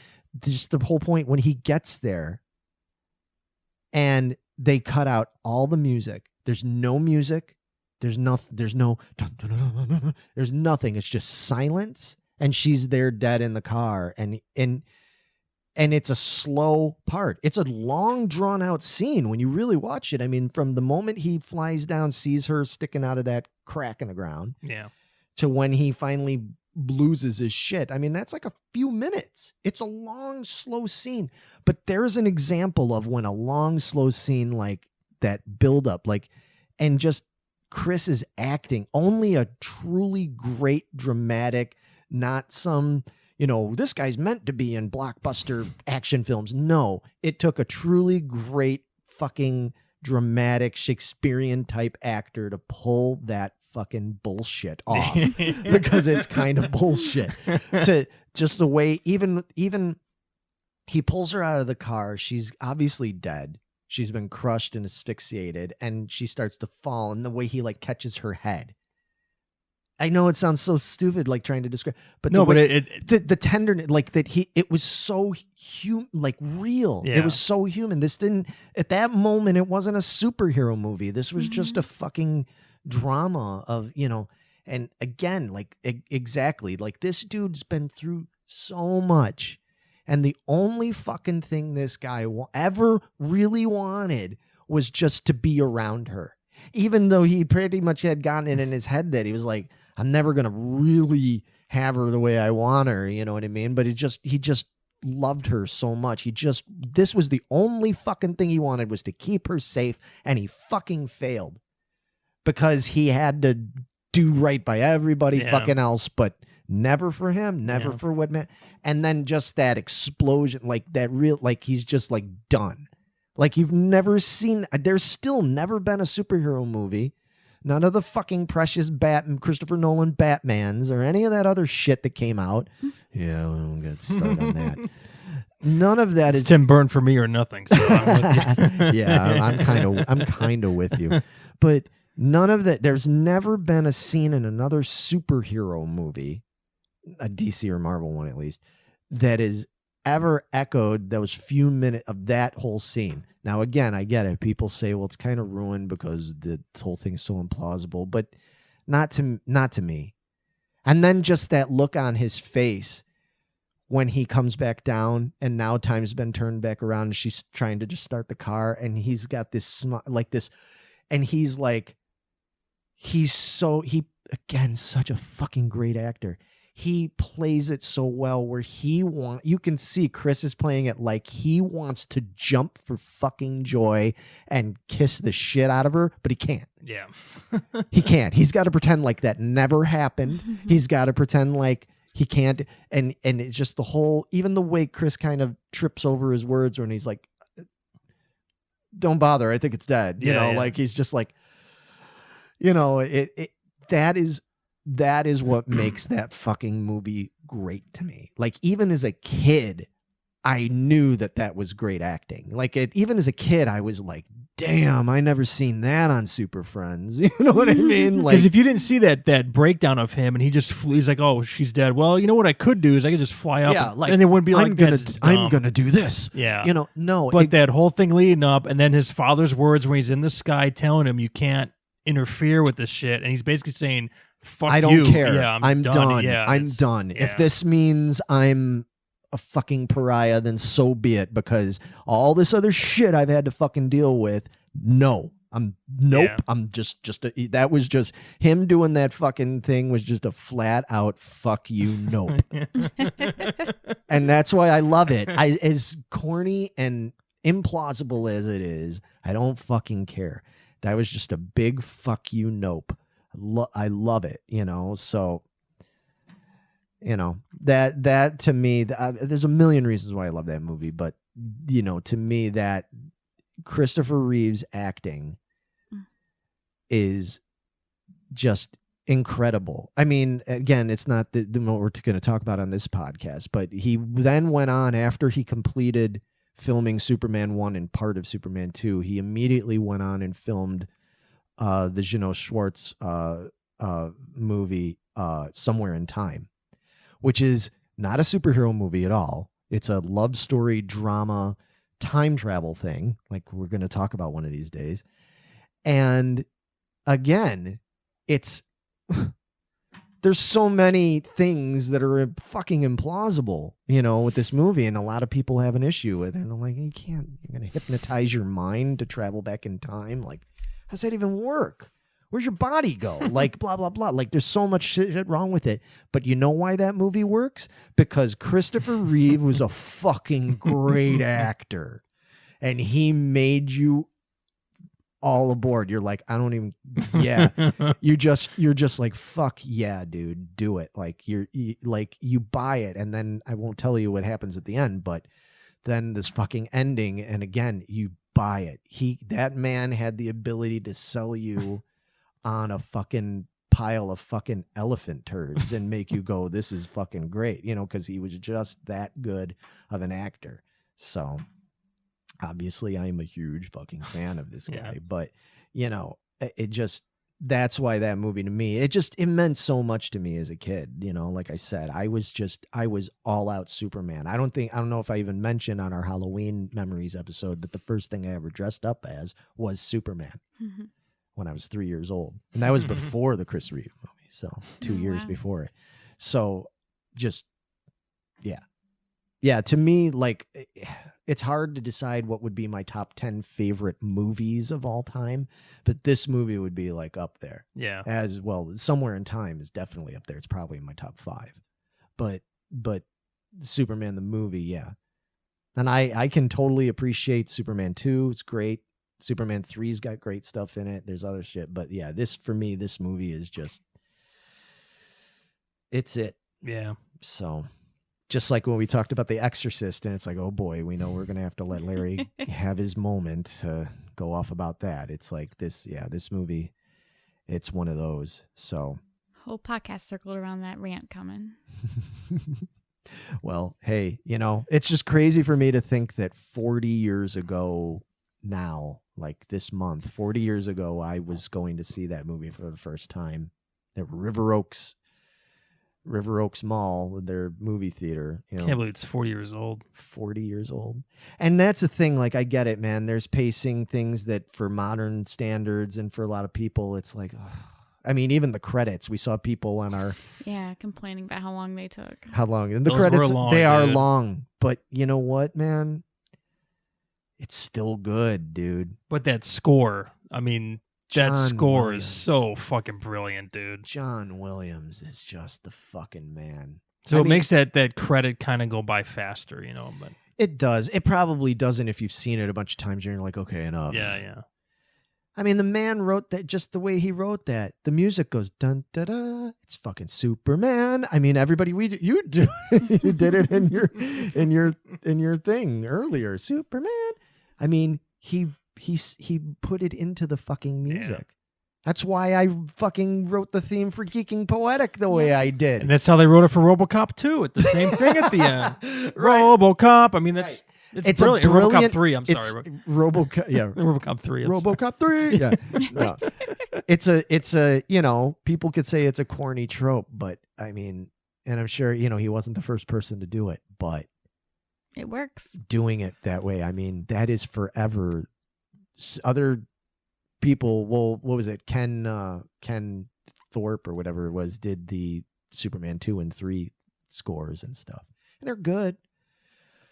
Other people have done scores, but it's like, that is forever. Just like a lot of people say, Christopher Reeve will forever be Superman. That is more than that even. That is forever the Superman thing. Yeah. Mm-hmm. I don't care what you fucking write. That's the Superman music. Like, it just is.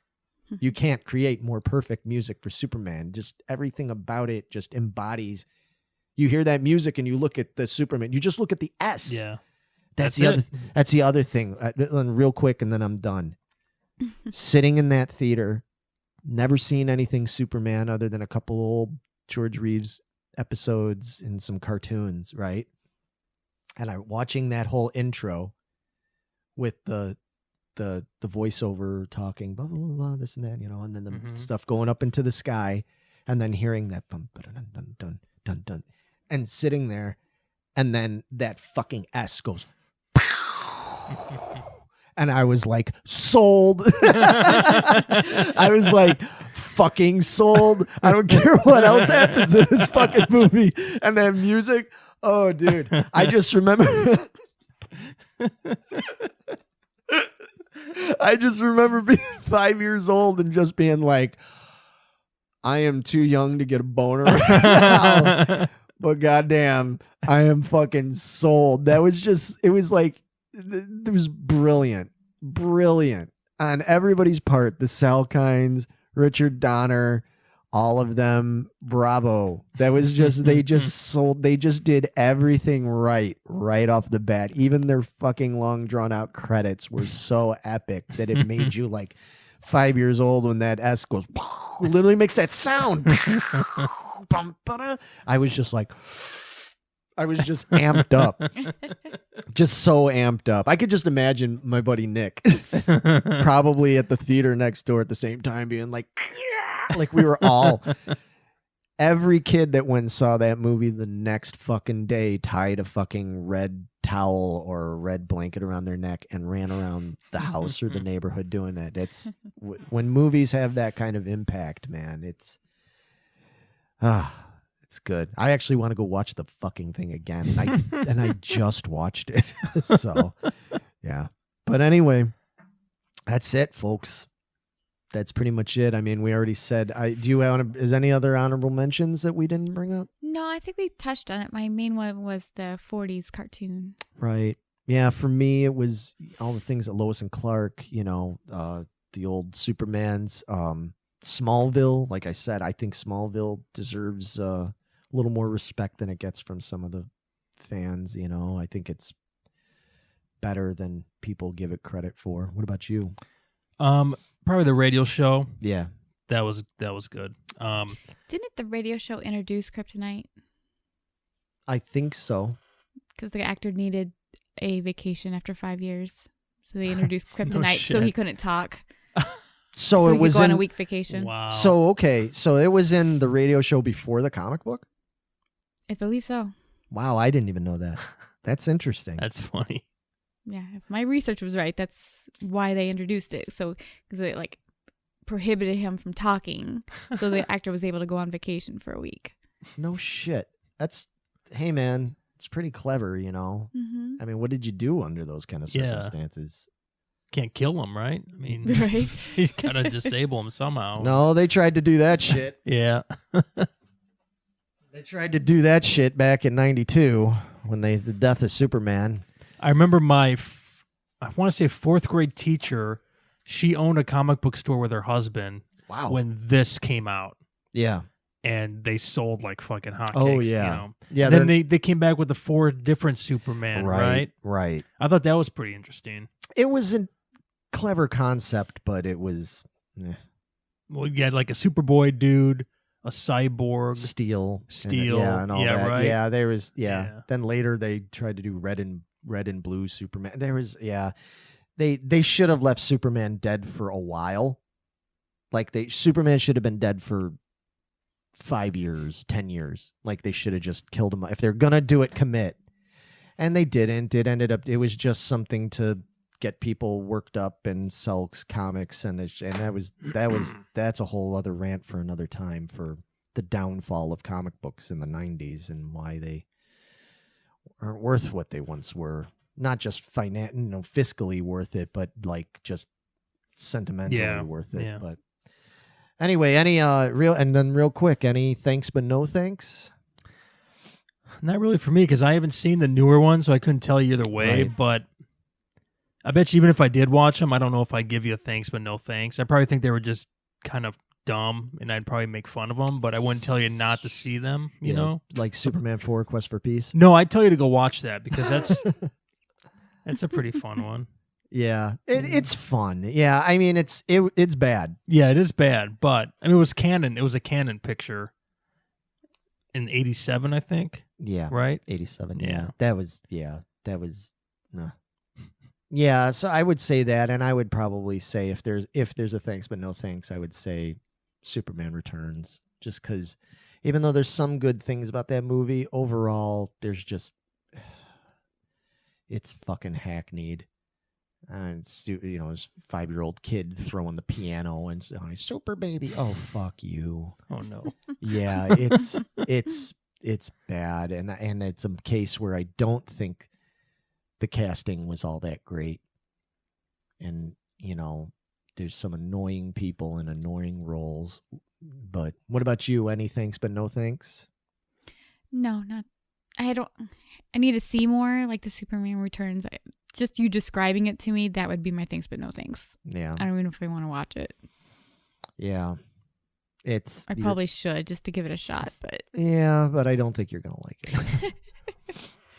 I have a feeling you won't like it, and most people don't. It's got its fans, but like I said, it's not terrible. It's not. I wouldn't sit there and say I wish this movie was never made or anything. It's not like to that level, but it's not the miniseries of 11/22/63. Jesus. I still get mad about that sometimes. Dude, well, we will have the second half of the Stephen King review coming up in 2019. And this is it. I mean, this is the last like, one. you know, other than maybe a little year-end review kind of thing, but this is it, man. 2018. We did it. We did it. So I guess on that note, folks, we hope you had a good time. We hope you thought it was super and spectacular and show a bunch of verisimilitude when you're going out there braving the holiday traffic and weather and everything. So we are tired. Yes. And, Yeah, it's a late one. we're going to go take a super nap now. So anyway, This looks like a job for the end of the show. this looks like a job for My bed. the end credits. And thanks for joining us. If you liked it, make sure you thumbs it up. Oh God, I'm tired. Give us Thumbs a it up. Thumbs it up, yo. thumbs it up, yo. Give us a thumbs up. Give us a comment. Give us a share. Give us a like. All that kind of stuff. A review. A review would be wonderful. Yeah. Review us on iTunes. We need that shit, folks. Please. Suggest helps. us on Facebook. Mm-hmm. Yes, yes. And if you don't already follow us, please do. So, on that note,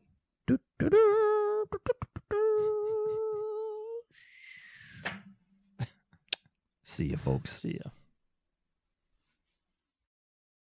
Hey everyone, thanks for checking out the podcast. Let us know what you think in the comments, as well as Facebook, Instagram, and Twitter. Please click on the links in the description to follow us, and make sure you hit that subscribe button below. And if you want to help us out, please check out our Patreon page as well. We'll be back with more soon. Thanks. Thanks. Holy shit, did we do it? Yeah, we did it.